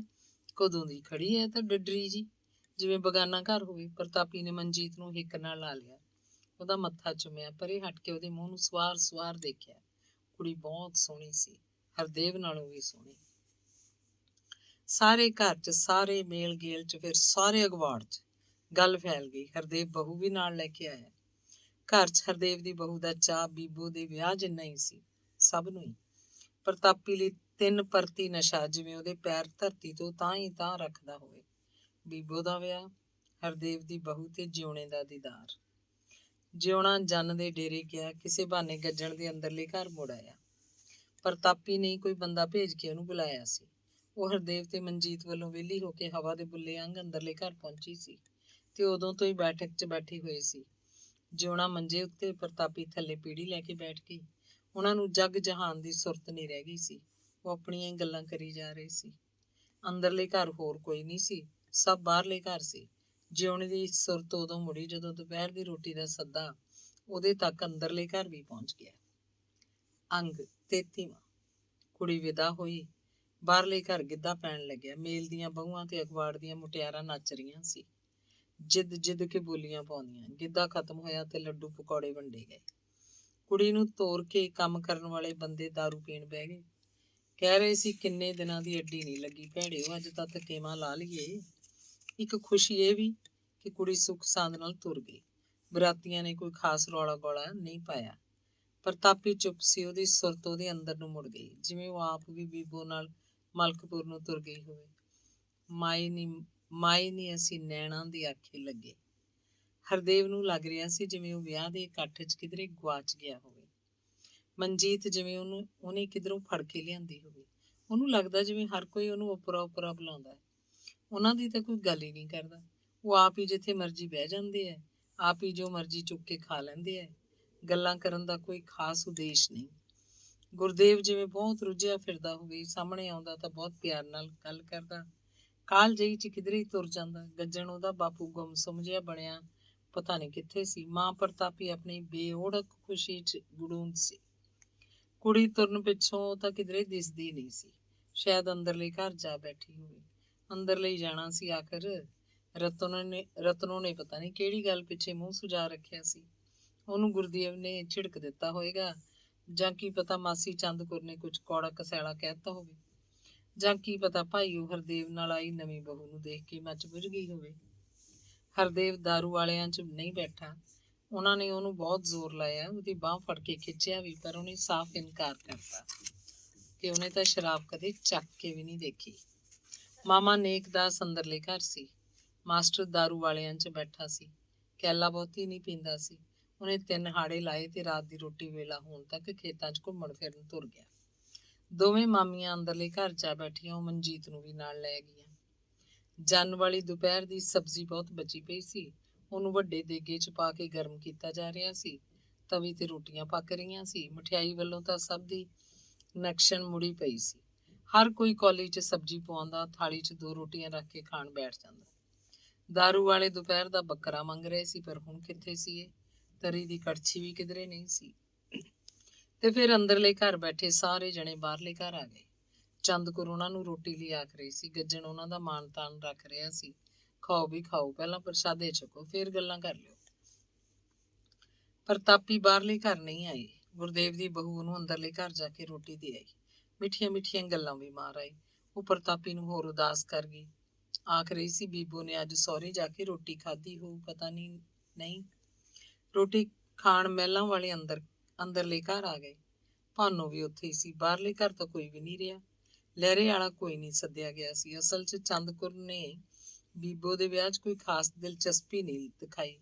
ਨਾਲੇ ਉਹਦੀਆਂ 4 ਭੈਣਾਂ ਨਾਲ ਜੋਗੀਪੁਰ ਵਾਲੇ ਨੇ ਕਿਹਨੇ ਵਰਤਣਾ ਸੀ? ਬਾਹਰਲੇ ਘਰ ਤਾਂ ਗੁਰਦੇਵ ਸੀ ਜਾਂ ਉਹਦੀ ਬਹੂ ਰਤਨੋ। ਹਾਂ, ਹੇੜੀਕੇ ਵਾਲੇ ਸੀ। ਰਤਨੋ ਦੀ ਮਾਂ ਤੇ ਇੱਕ ਰਤਨੋ ਦੀ ਭਤੀਜੀ। ਰਤਨੋ ਨੇ ਆਪ ਕਹਿ ਕੇ ਉਹਨਾਂ ਨੂੰ ਬੀਬੋ ਦੇ ਵਿਆਹ ਤੇ ਬੁਲਾਇਆ ਸੀ। ਤੜਕੇ ਨੂੰ ਬਾਹਰਲਾ ਘਰ ਸੁੰਨਾ ਸੁੰਨਾ ਹੋ ਗਿਆ। ਸ਼ਾਮਿਆਨੇ ਤੇ ਕਨਾਤਾਂ ਰਾਤ ਨੂੰ ਹੀ ਪੱਟਤੀਆਂ। ਘਰ 'ਚ ਥੋੜੇ ਬੰਦੇ ਰਹਿ ਗਏ। ਕੜਾਈਆਂ, ਪਰਾਤਾਂ, ਦੇਗਿਆਂ ਨੂੰ ਕੁੱਤੇ ਚੱਟ ਰਹੇ ਸੀ। ਤੜਕੇ ਦੀ ਚਾਹ ਅੰਦਰਲੇ ਘਰ ਹੀ ਬਣੀ। ਚਾਹ ਪੀਂਦੇ ਉਹ ਤੁਰਨ ਦੀਆਂ ਗੱਲਾਂ ਕਰਨ ਲੱਗੇ। ਪ੍ਰਤਾਪੀ ਆਖ ਰਹੀ ਸੀ, ਅੱਜ ਨਹੀਂ ਜਾਣਾ ਕਿਸੇ ਨੇ। ਆਥਣੇ ਬੀਬੋ ਆ ਜੂਗੀ, ਪ੍ਰਾਹੁਣਾ ਵੀ ਨਾਲ ਹੋਊ, ਰਾਤ ਰਹਿਣਗੇ, ਤੁਸੀਂ ਵੀ ਰਹੋ ਸਾਰੇ। ਤੜਕੇ ਸਦਿਆਂ ਹੀ ਉੱਠ ਜਿਓ। ਬੇਸ਼ੱਕ ਬੀਬੋ ਦੇ ਨਾਲ ਹੀ ਤੁਰ ਪਿਓ। ਦੁਪਹਿਰ ਤੱਕ ਸਾਰਾ ਮੇਲ ਗੇਲ ਤੁਰ ਗਿਆ। ਭਾਜੀ ਤੇ ਲੀੜੇ ਕੱਪੜੇ ਦੀਆਂ ਪੰਡਾਂ ਬੰਨ੍ਹ ਕੇ। ਨੇਕਦਾਸ ਰਹਿ ਗਿਆ। ਨੇਕਦਾਸ ਨੇ ਹਰਦੇਵ ਤੇ ਮਨਜੀਤ ਨੂੰ ਵੀ ਰੱਖ ਲਿਆ। ਉਧਰੋਂ ਹੇੜੀਕਿਆਂ ਵਾਲੇ ਤੇ ਹੋਰ ਅੰਗ ਸਾਕ ਵੀ ਤੁਰ ਗਏ। ਭਾਨੋ ਵੀ ਚਲੀ ਗਈ। ਦਿਨ ਦੇ ਛਪਾਣ ਨਾਲ ਨਰਿੰਦਰ ਤੇ ਬੀਬੋ ਆਏ। ਨਰਿੰਦਰ ਨਾਲ ਉਹਦਾ ਇੱਕ ਦੋਸਤ ਵੀ ਸੀ। ਉਹ ਅੰਦਰਲੇ ਘਰ ਹੀ ਠਹਿਰੇ। ਗੁਰਦੇਵ, ਉਹਦੀ ਬਹੂ ਤੇ ਗੱਜਣ ਅੰਦਰਲੇ ਘਰ ਉਹਨਾਂ ਕੋਲ ਆਏ ਸੀ। ਚੰਦਕੌਰ ਨਹੀਂ ਆਈ। ਚੰਦਕੌਰ ਤਾਂ ਕਦੇ ਵੀ ਅੰਦਰਲੇ ਘਰ ਨਹੀਂ ਆਉਂਦੀ ਹੁੰਦੀ ਸੀ। ਪ੍ਰਾਹੁਣੇ ਦੀ ਸੇਵਾ ਤਾਂ ਕਰਨੀ ਸੀ। ਰੋਟੀ ਟੁੱਕ ਦਾ ਅੰਦਰਲੇ ਘਰ ਹੀ ਕੀਤਾ ਗਿਆ। ਦਾਰੂ ਦੀ ਬੋਤਲ ਲਿਆਂਦੀ ਗਈ। ਮੁਰਗਾ ਵੱਢ ਲਿਆ। ਹਰਦੇਵ ਦਾਰੂ ਨਹੀਂ ਪੀਂਦਾ ਸੀ। ਨੇਕਦਾਸ ਦਾ ਦਾਰੂ ਪੀਣ ਦਾ ਸਵਾਲ ਹੀ ਨਹੀਂ ਸੀ। ਗੁਰਦੇਵ ਪੀਂਦਾ ਸੀ, ਪਰ ਪ੍ਰਾਹੁਣੇ ਨਾਲ ਬੈਠ ਕੇ ਪੀਣ ਦੀ ਸੰਕੋਚ ਮੰਨਦਾ। ਉਹ ਤਾਂ ਉਹਨਾਂ ਦੀ ਸੇਵਾ ਤੇ ਸੀ। ਗੱਜਣ ਪੀਂਦਿਆਂ ਨੂੰ ਦੇਖ ਕੇ ਟਲ ਗਿਆ। ਨਰਿੰਦਰ ਪੈਗ ਫੜ ਕੇ ਬੈਠਾ ਰਹਿੰਦਾ। ਬਹੁਤ ਘੱਟ ਪੀਂਦਾ ਸੀ, ਜਿਵੇਂ ਬਸ ਦੋਸਤ ਦਾ ਸਾਥ ਦੇ ਰਿਹਾ ਹੋਵੇ। ਬੋਲਦਾ ਵੀ ਘੱਟ। ਨਾਲ ਆਇਆ ਮੁੰਡਾ ਇੱਕੋ ਸਾਹ ਪੈਗ ਨੂੰ ਅੰਦਰ ਮਾਰਦਾ। ਉਹ ਬਹੁਤ ਬੋਲ ਰਿਹਾ ਸੀ। ਸੁਣਾ ਸੁਣਾ ਨਰਿੰਦਰ ਤੇ ਉਹਦੇ ਪਿਓ ਦੀਆਂ ਵਡਿਆਈਆਂ ਕਰਦਾ। ਨਰਿੰਦਰ ਚੁੱਪਚਾਪ ਸੁਣਦਾ। ਕਦੇ ਕਦੇ ਉਹਨੂੰ ਸੰਗ ਲੱਗਦੀ। ਬਹੁਤ ਭਕਾਈ ਮਾਰ ਰਿਹਾ ਸੀ ਉਹਦਾ ਦੋਸਤ। ਕਦੇ ਆਖਦਾ, ਇਹਨੂੰ ਸਿੱਟ ਹੁਣ ਅੰਦਰ ਪਤੰਦਰਨੀ ਨੂੰ, ਤੂੰ ਤਾਂ ਚਿੜੀ ਵਾਂਗੂ ਚੁੰਝ ਜੀ ਡੋਬ ਲੈਣਾ। ਤੇਰੇ ਹਿੱਸੇ ਦੀ ਕਿੰਨੀ ਕੁ ਪੀ ਲੂੰਗਾ ਮੈਂ। ਪ੍ਰਤਾਪੀ ਆਪ ਆ ਕੇ ਉਹਨਾਂ ਦਾ ਪਤਾ ਸੁਤਾ ਲੈਂਦੀ। ਉਹਨਾਂ ਨੂੰ ਖਾਣ ਨੂੰ ਲਿਆ ਕੇ ਦਿੰਦੀ। ਕਦੇ ਕੁਝ ਕਦੇ ਕੁਝ। ਨਰਿੰਦਰ ਨੂੰ ਦੇਖ ਦੇਖ ਜਿਵੇਂ ਉਹਦਾ ਦਿਲ ਨਾ ਭਰਦਾ ਹੋਵੇ। ਉਹਨੂੰ ਆਨੀ ਬਹਾਨੇ ਬੁਲਾਉਣ ਦੀ ਕੋਸ਼ਿਸ਼ ਕਰਦੀ। ਉਹ ਸੱਸ ਤੋਂ ਸੰਗਦਾ ਤੇ ਹੋਰ ਅੰਦਰ ਨੂੰ ਉਤਰ ਜਾਂਦਾ। ਅੰਦਰ ਚੁੱਲ੍ਹੇ ਕੋਲ ਬੈਠੀ ਬੀਬੋ ਜਾ ਕੇ ਛੇੜਦੀ, ਕੁੜੇ ਮਾਰੀ ਜਾਇਆ ਕਰੀ ਮੱਥਾ ਪੱਥਰ ਨਾਲ। ਹੱਸਦਾ ਬੋਲਦਾ ਭੋਰਾ ਨਹੀਂ, ਜਿਉਣ ਜੋਗਾ ਕਹਿ ਕੇ ਉਹ ਆਪਣੇ ਆਪ 'ਚ ਸਰੂਰੀ ਗਈ। ਹਾਏ ਨਹੀਂ, ਮੈਂ ਤਾਂ ਜਿਉਣੇ ਦਾ ਨਾਂ ਲੈ ਲਿਆ। ਤੇ ਫਿਰ ਨਰਿੰਦਰ ਦੇ ਦੋਸਤ ਨੇ ਮੱਲੋ ਮੱਲੀ ਗੁਰਦੇਵ ਨੂੰ ਇੱਕ ਪੈਗ ਪਿਆਤਾ। ਉਹ ਨਹੀਂ ਕਰਦਾ ਪੀ ਗਿਆ ਤੇ ਫਿਰ ਇੱਕ ਪੈਗ ਹੋਰ ਲੈ ਕੇ ਉਹ ਉਹਨਾਂ ਨਾਲ ਖੁੱਲ ਗਿਆ। ਦੋਸਤ ਦੀਆਂ ਗੱਲਾਂ ਦਾ ਜਵਾਬ ਦੇਣ ਲੱਗਿਆ। ਉਧਰ ਚੁੱਲ੍ਹੇ ਵੱਲ ਵੀ ਉਹਦਾ ਧਿਆਨ ਸੀ। ਉਹ ਬਿੰਦੇ ਝੱਟੇ ਉੱਧਰ ਜਾਂਦਾ, ਮੁਰਗੇ ਦੀ ਸੰਖੀ ਕੱਢ ਕੇ ਟੋ ਦੇਖਦਾ। ਬੀਬੋ ਨੂੰ ਹਦਾਇਤ ਕਰਦਾ, ਅੱਗ ਮੱਠੀ ਮੱਠੀ ਰੱਖੀ, ਪਾਣੀ ਦੇਖਦੀ ਰਹੀ, ਸੁੱਕ ਨਾ ਜਾਵੇ। ਮਨਜੀਤ ਬੀਬੋ ਨਾਲ ਗੱਲਾਂ ਮਾਰਦੀ। ਉਹ ਇੱਧਰ ਉੱਧਰ ਦੀਆਂ ਗੱਲਾਂ ਕਰਦੀਆਂ। ਉਹਨਾਂ ਦੀ ਮਾਨਸਿਕਤਾ ਦਾ ਕੋਈ ਮੇਲ ਨਹੀਂ ਸੀ। ਮਨਜੀਤ MA ਪਾਸ ਸੀ, ਜਦਕਿ ਬੀਬੋ ਨਿਰੀ ਅੰਗੂਠਾ ਛਾਪ। ਨੇਕਦਾਸ ਤੇ ਹਰਦੇਵ ਪਰਾਂ ਹੋ ਕੇ ਸਬਾਤ ਦੇ ਕੋਠੇ ਤੇ ਬੈਠ ਗਏ ਤੇ ਗੱਲਾਂ ਕਰ ਰਹੇ ਸੀ। ਨੇਕਦਾਸ ਨੇ ਉਹਦਾ ਸਭ ਕੁਝ ਬਣਾਇਆ ਸੀ। ਪਹਿਲਾਂ ਪੜ੍ਹਾਇਆ, ਫਿਰ ਨੌਕਰੀ ਦਵਾਈ। ਉਹਦਾ ਮਾਮਾ ਨਹੀਂ, ਉਹਦਾ ਪਿਓ ਸੀ। ਸਹੀ ਅਰਥਾਂ 'ਚ ਬਾਪ। ਗੱਜਣ ਉਹਨੂੰ ਇੱਥੋਂ ਤੱਕ ਪੜ੍ਹਾਈ 'ਚ ਕਦੇ ਵੀ ਨਾ ਲੈ ਕੇ ਜਾ ਸਕਦਾ। ਨੇਕਦਾਸ ਆਖ ਰਿਹਾ ਸੀ, ਤੂੰ ਵਿਆਹ ਚਾਹੇ ਇਸੇ ਕੁੜੀ ਨਾਲ ਕਰਾਉਂਦਾ, ਪਰ ਮਾੜਾ ਜਿਹਾ ਪਤਾ ਤਾਂ ਕਰ ਦਿੰਦਾ ਮੈਨੂੰ, ਮੈਂ ਆ ਜਾਂਦਾ। ਖਰਚ ਹੀ ਕਰਦਾ ਮੈਂ ਤਾਂ। ਚੱਲ ਪ੍ਰਤਾਪੀ ਗੱਜਣ ਨੂੰ ਨਹੀਂ ਸੱਦਣਾ ਸੀ, ਨਾ ਸੱਦਾ। ਨਹੀਂ ਮਾਮਾ, ਇੰਨਾ ਤਾਂ ਵਕਤ ਹੀ ਨਹੀਂ ਮਿਲਿਆ ਕਿਸੇ ਨੂੰ ਸੱਦਣ ਬੁਲਾਉਣ ਦਾ। ਬਸ ਇਹ ਤਾਂ ਤੱਤ ਫੱਟ ਹੀ ਹੋ ਗਿਆ ਕਿ ਝੱਟ ਮੰਗਣੀ ਪੱਟ ਗਿਆ। ਕਿਉਂ ਐਡੀ ਕੀ ਕਾਹਲ ਸੀ? ਚੋਰੀ ਸੀ ਕੋਈ? ਬਸ ਚੋਰੀ ਸਮਝ, ਇਹਦਾ ਪਿਓ ਨਹੀਂ ਸੀ ਮੰਨਦਾ। ਮਾਂ ਮਤੇਰ ਹੈ। ਹੋਰ ਫਿਰ ਕਿਹਨੇ ਕੀਤਾ ਵਿਆਹ? ਇਹਦੇ ਮਾਸੜ ਨੇ, ਨਾਭੇ ਰਹਿੰਦੇ ਨੇ। ਨਾਭੇ ਹੋਇਆ ਆਨੰਦ ਕਾਰਜ ਗੁਰਦੁਆਰੇ ਜਾ ਕੇ। ਕਿਉਂ ਘਰੇ ਕਿਉਂ ਨਾ ਹੋਇਆ ਆਨੰਦ ਕਾਰਜ? ਇਹ ਤਾਂ ਮਾਮਾ ਅੱਜ ਕੱਲ੍ਹ ਰਿਵਾਜ ਹੀ ਚੱਲ ਪਿਆ। ਉਧਰ ਸ਼ਹਿਰਾਂ 'ਚ ਥਾਂ ਦੀ ਤੰਗੀ ਕਰਕੇ ਵਿਆਹ ਸ਼ਾਦੀਆਂ ਗੁਰਦੁਆਰੇ ਕਰਦੇ ਆ ਲੋਕ। ਮਰੇ ਤੋਂ ਖੰਡ ਪਾਠ ਦਾ ਭੋਗ ਵੀ ਗੁਰਦੁਆਰੇ ਚੱਲ ਪਿਆ ਹੁਣ। ਜੰਨ ਨੂੰ ਰੋਟੀ ਹੋਟਲਾਂ 'ਚ ਦੇਣ ਲੱਗ ਪਏ। ਤੇਰੇ ਨਾਲ ਕੌਣ ਕੌਣ ਸੀ? ਮੇਰੇ ਮਿੱਤਰ, ਯੂਨੀਵਰਸਿਟੀ ਦੇ ਮੁੰਡੇ, 2-3 ਬੰਦੇ ਬਿਜਲੀ ਬੋਰਡ ਦੇ ਵੀ ਸੀ। ਕੁੜੀਆਂ ਗਈਆਂ ਸੀ 4-5 ਸਾਡੀ ਯੂਨੀਵਰਸਿਟੀ ਦੀਆਂ ਕੁੜੀਆਂ ਜੰਨ 'ਚ ਗਈਆਂ ਤੇਰੇ ਨਾਲ। ਉਹ ਜੰਨ ਤਾਂ ਕਿਹੜੀ ਮਾਮਾ, ਬਸ ਇਕੱਠੇ ਹੋ ਗਏ ਅਸੀਂ। ਕੁੜੀਆਂ ਜਮਾਤਣਾ ਸੀ ਸਾਡੀਆਂ, ਇਹਦੀਆਂ ਵੀ ਤੇ ਮੇਰੀਆਂ ਵੀ। ਨਾ ਇਹ ਕਹਾਣੀ ਫਿੱਟ ਕਿਵੇਂ ਬੈਠੀ? ਇਹ ਮੇਰੇ ਨਾਲ ਪੜ੍ਹਦੀ ਰਹੀ ਹੈ ਉੱਥੇ ਪਟਿਆਲੇ ਯੂਨੀਵਰਸਿਟੀ 'ਚ। ਗੱਲ ਤਾਂ ਪਹਿਲਾਂ ਹੀ ਸੀ, ਫਿਰ ਵਿਆਹ ਹੋ ਗਿਆ ਸਮਝ। ਨੇਕ ਦਾਸ ਹੱਸਿਆ, ਕਹਿੰਦਾ ਕੰਜਰਾ ਤਾਂ ਹੀ ਗੇੜਾ ਨਹੀਂ ਸੀ ਮਾਰਦਾ ਹੁੰਦਾ ਛੇਤੀ ਛੇਤੀ, ਇਹਦੇ ਮਗਰ ਹੀ ਫਿਰਦਾ ਰਹਿੰਦਾ ਹੋਏਗਾ। ਹੈਂ? ਬਸ ਕਿਵੇਂ ਸਮਝ ਲੈ ਹੁਣ। ਹਰਦੇਵ ਮੁਸਕਰਾਇਆ। ਇਹ ਤੇਰੇ ਜਿੰਨਾ ਹੀ ਪੜ੍ਹੀ ਹੋਈ ਹੈ। ਹੋਰ MA ਹੈ, ਨੰਬਰ ਮੈਥੋਂ ਵੱਧ ਨੇ। ਫਿਰ ਤਾਂ ਇਹਨੂੰ ਵੀ ਮਿਲ ਸਕਦੀ ਹੈ ਨੌਕਰੀ ਕੋਈ। ਮਿਲ ਸਕਦੀ ਹੈ? ਮਿਲ ਕਿਉਂ ਨਹੀਂ ਸਕਦੀ? ਇਹ ਹੁਣ PhD ਕਰੂਗੀ। ਉਹ ਕੀ ਹੁੰਦੀ ਹੈ? MA ਤੋਂ ਗਾਹਾਂ ਇੱਕ ਕੋਰਸ ਹੁੰਦਾ ਹੈ, ਉਹ ਕਰਕੇ ਫਿਰ ਪ੍ਰੋਫੈਸਰ ਲੱਗ ਜੂਗੀ। ਉਹ ਤੋਂ ਬਿਨਾਂ ਨਹੀਂ ਬਣ ਸਕਦੀ ਪ੍ਰੋਫੈਸਰ। ਬਣ ਸਕਦੀ ਹੈ, PhD ਕਰਕੇ ਛੇਤੀ ਮਿਲ ਜੂ ਨੌਕਰੀ। ਫਿਰ ਤਾਂ ਇਹਦਾ ਵੀ ਕਰੀਏ ਕੋਈ ਹੀਲਾ। ਉਹ ਤਾਂ ਹੁਣ ਕਰੇਂਗਾ ਹੀ ਮਾਮਾ, ਤੂੰ ਹੀ ਕਰਨਾ ਜਿਵੇਂ ਪਹਿਲਾਂ ਮੇਰਾ ਕੀਤਾ। ਹੁਣ ਤੱਕ ਨੇਕਦਾਸ ਜਿਵੇਂ ਸੁਭਾਈਕੀ ਸਭ ਗੱਲਾਂ ਕਰੀ ਜਾ ਰਿਹਾ ਸੀ, ਗੱਲਾਂ ਪੁੱਛੀ ਜਾ ਰਿਹਾ ਸੀ। ਨੌਕਰੀ ਦੇ ਨਾਂ ਤੇ ਆ ਕੇ ਭੜਕ ਪਿਆ। ਉਹਦੀਆਂ ਅੱਖਾਂ 'ਚ ਗਹਿਰਾਈ ਉਤਰ ਆਈ। ਬੋਲ ਰੁੱਖਾ ਤੇ ਕਾਲਾ ਹੋ ਗਿਆ। ਹੱਥ ਕੰਬਣ ਲੱਗੇ। ਚਿਹਰਾ ਸਿੱਧਾ ਤਣ ਗਿਆ ਤੇ ਬੋਲਿਆ, ਓਏ ਭਾਈ, ਤੇਰੀ ਪੜ੍ਹਾਈ ਤੇ ਪੈਸਾ ਜਿਹੜਾ ਮੈਂ ਲਾਉਂਦਾ ਸੀ, ਫਿਰ ਤੈਨੂੰ ਨੌਕਰੀ ਦਵਾਈ, ਕਿਸੇ ਗੱਲ ਤੋਂ ਕਰਦਾ ਸੀ ਇਹ ਸਭ ਕੁਝ? ਬਈ ਕਿਸੇ ਵੱਡੇ ਘਰ ਦਾ ਸਾਕ ਲਵਾਂਗੇ ਜਿਹੜਾ ਪੂਰਾ ਦੇਣ ਦੇਵੇ, ਘਰ ਭਰ ਦੇਵੇ ਪ੍ਰਤਾਪੀ ਦਾ। ਤੂੰ ਆਪਦੀ ਮਾਂ ਦਾ ਹਾਲ ਪੁੱਛਿਆ ਕਦੇ? ਸਾਨੂੰ ਤਾਂ ਤੇਰੇ ਤੇ ਵੱਡੀਆਂ ਆਸਾਂ ਸੀ। ਇਹ ਤੂੰ ਕੀ ਕਰਕੇ ਬਹਿ ਗਿਆ? ਮੁੰਡਿਆਂ ਵਾਲਾ ਕੰਮ। ਮੁੰਡਾ ਹੀ ਰਿਹਾ ਨਾ। ਓਏ ਜਾ ਯਾਰ, ਹੁਣ ਖਬਰੇ ਕੌਣ ਹੈ ਇਹ? ਚੱਕ ਲਿਆ ਆ। ਨੇਕਦਾਸ ਪੂਰਾ ਤਪ ਗਿਆ। ਉਹਨੇ ਢਿੱਡ 'ਚ ਘੁੱਟ ਕੇ ਰੱਖਿਆ ਸਾਰਾ ਗੁਬਾਰ ਬਾਹਰ ਕੱਢ ਲਿਆ। ਇੱਕ ਵਾਰ ਤਾਂ ਹਰਦੇਵ ਜਿਵੇਂ ਘਬਰਾ ਗਿਆ ਹੋਵੇ। ਉਹ ਹੈਰਾਨ ਹੋਇਆ, ਇਹ ਕੀ ਹੋ ਗਿਆ ਮਾਮੇ ਨੂੰ? ਪਰ ਫਿਰ ਉਹ ਸੰਭਲਿਆ, ਕਹਿਣ ਲੱਗਾ, ਪਹਿਲਾਂ ਪੜ੍ਹਾਇਆ ਫਿਰ ਨੌਕਰੀ। ਇਹ ਤਾਂ ਮਿਹਰਬਾਨੀ ਹੈ ਤੇਰੀ ਮਾਮਾ, ਤੂੰ ਮੇਰੀ ਜ਼ਿੰਦਗੀ ਬਣਾਈ। ਪਰ ਦਾਜ ਦਹੇਜ ਮੇਰੀ ਮੰਜ਼ਿਲ ਨਹੀਂ ਸੀ। ਇੱਕ ਚੰਗੀ ਸਾਥਣ ਮੇਰਾ ਸੁਪਨਾ ਜ਼ਰੂਰ ਸੀ। ਉਹ ਸੁਪਨਾ ਪੂਰਾ ਹੋ ਗਿਆ, ਮੈਂ ਖੁਸ਼ ਹਾਂ ਬਸ। ਮਾਮਾ ਤੈਨੂੰ ਵੀ ਖੁਸ਼ ਹੋਣਾ ਚਾਹੀਦਾ, ਮਾਂ ਨੂੰ ਵੀ ਖੁਸ਼ ਹੋਣਾ ਚਾਹੀਦਾ। ਉਹ ਖੁਸ਼ ਨੂੰ ਤਾਂ ਖੁਸ਼ ਹੀ ਆ ਭੈੜਿਆ। ਪਰ ਤੇਰਾ ਇਹ ਕੰਮ ਚਿੱਤ 'ਚ ਖੁੱਭਿਆ ਨਹੀਂ ਯਾਰ। ਤੂੰ ਆਪਦੀ ਮਰਜ਼ੀ ਦਾ ਮਾਲਕ ਹੈ ਭਾਈ। ਤੂੰ ਖੁਸ਼ ਹੈ ਤਾਂ ਅਸੀਂ ਵੀ ਖੁਸ਼ ਹਾਂ। ਨੇਕਦਾਸ ਢੈਲਾ ਹੋ ਗਿਆ। ਦਾਜ ਦਹੇਜ ਦੀ ਗੱਲ ਤਾਂ ਮੁਕਾ ਦਿੰਦਾ ਮੈਂ। ਮਨਜੀਤ ਨੌਕਰੀ ਤੇ ਲੱਗ ਜੇ ਕੇ ਨਾ, ਸਾਰੀ ਉਮਰ ਕਮਾ ਕੇ ਦੇਊਗੀ। ਦਾਜ ਦਹੇਜ ਤਾਂ ਬਹੁਤ ਪਿੱਛੇ ਰਹਿ ਜਾਊਗਾ। ਉਹਦੇ ਨਾਲੋਂ ਤਾਂ 10 ਗੁਣਾ ਕਮਾ ਦੂ ਇਹ। ਚੱਲ ਭਾਈ ਮੰਨ ਲੈਂਦੇ ਹਾਂ, ਪਰ ਲੋਕਾਂ ਦੀ ਭਾਈਚਾਰੇ 'ਚ, ਆਪਦੇ ਨੇੜ ਪਵੇਹੇ 'ਚ ਜਿਹੜੀ ਨਾਮਾਜ਼ਾਦੀ ਹੁੰਦੀ ਹੈ, ਉਹ ਵੱਡੀ ਗੱਲ ਹੈ। ਉਹ ਗੱਲ ਕੁਝ ਹੋਰ ਹੁੰਦੀ ਹੈ ਕਾਕਾ। ਨਾਮਾਜ਼ਾਦੀ ਤਾਂ ਪੈਸੇ ਨਾਲ ਹੈ ਮਾਮਾ ਸਾਹਿਬ। ਇਹ ਕੇਰਾਂ ਨੌਕਰੀ ਤੇ ਹੋ ਜੇ, ਫੇਰ ਦੇਖੀ ਤੂੰ ਸਾਡੇ ਹੱਥ। ਨਾਮਾਜ਼ਾਦੀ ਵੀ ਦਿਖਾ ਦਿਆਂਗੇ ਇੱਕ ਦਿਨ। ਹਰਦੇਵ ਹਿੱਕ ਉੱਤੇ ਹੱਥ ਧਰਿਆ। ਉਹਨਾਂ ਨੂੰ ਰੋਟੀ ਦੀ ਹਾਕ ਵੱਜ ਚੁੱਕੀ ਸੀ। ਪ੍ਰਾਹੁਣੇ ਤੇ ਉਹਦੇ ਦੋਸਤ ਨੇ ਰੋਟੀ ਖਾ ਲਈ ਸੀ। ਬੈਠਕ ਦੀ ਛੱਤ ਤੇ ਉਹਨਾਂ ਦੇ ਬਿਸਤਰੇ ਵਿਛਾਏ ਜਾ ਰਹੇ ਸੀ। ਥੱਲੇ ਆ ਕੇ ਨੇਕਦਾਸ ਤੇ ਹਰਦੇਵ ਵੀ ਰੋਟੀ ਖਾਣ ਲੱਗੇ। ਉਹਨਾਂ ਲਈ ਮੂੰਗੀ ਦੀ ਦਾਲ ਬਣਾਈ ਗਈ ਸੀ। ਅੰਗ 34। ਤੜਕੇ ਸਦਿਆਂ ਹੀ ਮੰਜਿਆਂ ਤੋਂ ਹਾਲੇ ਕੋਈ ਉੱਠਿਆ ਨਹੀਂ ਸੀ। ਗੁਰਦੇਵ ਬਾਹਰਲੇ ਘਰੋਂ ਖੱਟੀ ਲੱਸੀ ਦਾ ਵੱਡਾ ਡੋਲੂ ਤੇ ਬਾਟੀ 'ਚ ਮੱਖਣੀ ਪਾ ਕੇ ਲੈ ਆਇਆ। ਨਰਿੰਦਰ ਤੇ ਉਹਦੇ ਦੋਸਤ ਬੈਠਕ ਦੀ ਛੱਤ ਉੱਤੇ ਪਏ ਸੀ। ਉਧਰ ਸਬਾਤ ਉੱਤੇ ਨੇਕਦਾਸ ਤੇ ਹਰਦੇਵ ਸੀ। ਪ੍ਰਤਾਪੀ, ਬੀਬੋ ਤੇ ਮਨਜੀਤ ਵਿਹੜੇ 'ਚ ਕੋਲ ਮੰਜੇ ਢਾਹ ਕੇ ਪੈ ਗਈਆਂ ਸੀ। ਰਾਤ ਨੂੰ ਦੇਰ ਤੱਕ ਗੱਲਾਂ ਕਰਦੀਆਂ ਰਹੀਆਂ ਹੋਣਗੀਆਂ। ਉਹਨਾਂ 'ਚ ਕੋਈ ਜਾਗੀ ਨਹੀਂ ਸੀ। ਦਰਵਾਜ਼ੇ ਦੇ ਬਾਰ ਦਾ ਕੁੰਡਾ ਖੜਕਦਾ ਸੁਣ ਕੇ ਪ੍ਰਤਾਪੀ ਉੱਠੀ ਤੇ ਹੌਲੀ ਹੌਲੀ ਜਾ ਕੇ ਕੁੰਡਾ ਖੋਲ੍ਹਿਆ। ਉਹ ਬੋਲਿਆ, ਕਮਾਲ ਹੋ ਗਈ ਬੇਬੇ, ਹਾਲੇ ਤਾਂ ਹੀ ਪਏ ਹੋ। ਤੇ ਹੋਰ ਭਾਈ, ਮੈਨੂੰ ਤਾਂ ਥਕੇਵਾਂ ਹੀ ਬਹੁਤ ਚੜਿਆ ਪਿਆ। ਹੁਣ ਵੀ ਜਾਣੀ ਜੀ ਕਰਦਾ ਸੌਂ ਜਾ। ਵਿਆਹ ਦਾ ਥਕੇਵਾਂ ਤੈਨੂੰ ਕੱਲੀ ਨੂੰ ਥੋੜ੍ਹਾ, ਸਭ ਨੂੰ ਹੈ। ਇਹ ਤਾਂ ਹੌਲੀ ਹੌਲੀ ਜਾਊ ਹੁਣ। ਕੀ ਲਿਆਂਦਾ? ਪ੍ਰਤਾਪੀ ਨੇ ਪੁੱਛਿਆ। ਮਖਿਆ ਸ਼ਰਾਬੀ ਨੇ ਤੜਕੇ ਲੱਸੀ ਭਾਲਦੇ ਹੁੰਦੇ ਨੇ। ਪਰੌਂਠੇ ਲਾ ਲਈ। ਆਹ ਮੱਖਣੀ ਹੈ। ਉਹ ਚੁੱਲ੍ਹੇ ਵੱਲ ਵਧਿਆ ਜਾ ਰਿਹਾ ਸੀ। ਬੀਬੋ ਤੇ ਮਨਜੀਤ ਮੰਜਿਆਂ ਉੱਤੇ ਸਰਾਲਾਂ ਲਿਟੀਆਂ ਪਈਆਂ ਸੀ। ਬੀਬੋ ਨੂੰ ਵੇਖ ਕੇ ਉਹ ਸੰਗ ਗਿਆ। ਮਨਜੀਤ ਵੱਲ ਗੌਰ ਨਾਲ ਵੇਖਦਾ ਰਿਹਾ। ਪ੍ਰਤਾਪੀ ਨੇ ਦੋਵਾਂ ਨੂੰ ਜਗਾਇਆ ਨਹੀਂ। ਚੌਂਤਰੇ ਉੱਤੇ ਜਾ ਕੇ ਚੁੱਲ੍ਹੇ 'ਚ ਅੱਗ ਮਚਾਉਣ ਲੱਗੀ। ਗੁਰਦੇਵ ਉਹਦੇ ਕੋਲ ਹੀ ਪੀੜੀ ਲੈ ਕੇ ਬੈਠ ਗਿਆ। ਲੱਕੜਾਂ ਟੁੱਟਦੀਆਂ ਦਾ ਖੜਾਕ ਸੁਣ ਕੇ ਬੀਬੋ ਜਾਗ ਉੱਠੀ ਤੇ ਫਿਰ ਨਾਲ ਹੀ ਮਨਜੀਤ ਵੀ। ਉੱਠਦੀਆਂ ਉਹ ਨਿੱਕੀ ਨਿੱਕੀ ਗੱਲ ਕਰਨ ਲੱਗੀਆਂ। ਚਾਹ ਬਣ ਚੁੱਕੀ ਸੀ। ਗੁਰਦੇਵ ਨਰਿੰਦਰ ਹੋਰਾਂ ਵਾਸਤੇ ਚਾਹ ਲੈ ਗਿਆ। ਪ੍ਰਤਾਪੀ ਨੇਕਦਾਸ ਤੇ ਹਰਦੇਵ ਕੋਲ ਚਾਹ ਦਾ ਡੋਲੂ ਤੇ 2 ਗਲਾਸ ਲੈ ਕੇ ਜਾ ਖੜੀ। ਉਹਨੇ ਕੋਠੇ ਤੋਂ ਹੀ ਬੀਬੋ ਨੂੰ ਹਾਕ ਮਾਰੀ, ਕੁੜੇ ਆਪੇ ਉੱਠ ਕੇ ਲੈ ਲਓ ਚਾਹ, ਕਰੋ ਉਰਮਾ। ਰਾਤ ਦੇ ਰੱਖੇ ਪਾਣੀ ਨਾਲ ਮਾਮੇ ਭਾਣਜੇ ਨੇ ਮੂੰਹ ਧੋਤਾ ਤੇ ਕੁਰਲੀਆਂ ਕੀਤੀਆਂ। ਫਿਰ ਚਾਹ ਪੀਣ ਲੱਗੇ। ਪ੍ਰਤਾਪੀ ਨੇ ਥੱਲੇ ਉਤਰ ਕੇ ਚਾਹ ਪੀ ਲਈ। ਬੀਬੋ ਬਿੰਦੇ ਬਿੰਦੇ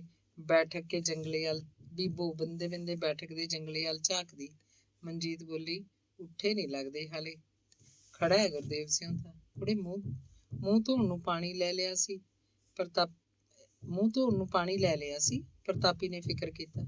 ਸ਼ੇਰਾਂ ਦੇ ਮੂੰਹ ਕਿਹਨੇ ਧੋਤੇ ਆ ਮਾਂ? ਬੀਬੋ ਮਿੰਨਾ ਹੱਸੀ। ਸ਼ੇਰ ਚਾਹ ਵੀ ਕਦੋਂ ਪੀਂਦੇ ਹੁੰਦੇ ਨੇ? ਉਹ ਤਾਂ, ਮਨਜੀਤ ਨੇ ਕਿਹਾ ਤੇ ਉਹ ਤਿੰਨੋਂ ਜਾਣੀਆਂ ਉੱਚਾ ਹੱਸਣ ਲੱਗ ਪਈਆਂ। ਹਰਦੇਵ ਮੰਜੇ ਤੋਂ ਉੱਠ ਕੇ ਬਨੇਰੇ ਕੋਲ ਆ ਖੜਾ ਹੋਇਆ। ਬੋਲਿਆ, ਓਏ ਕੀ ਹੋ ਗਿਆ ਤੁਹਾਨੂੰ?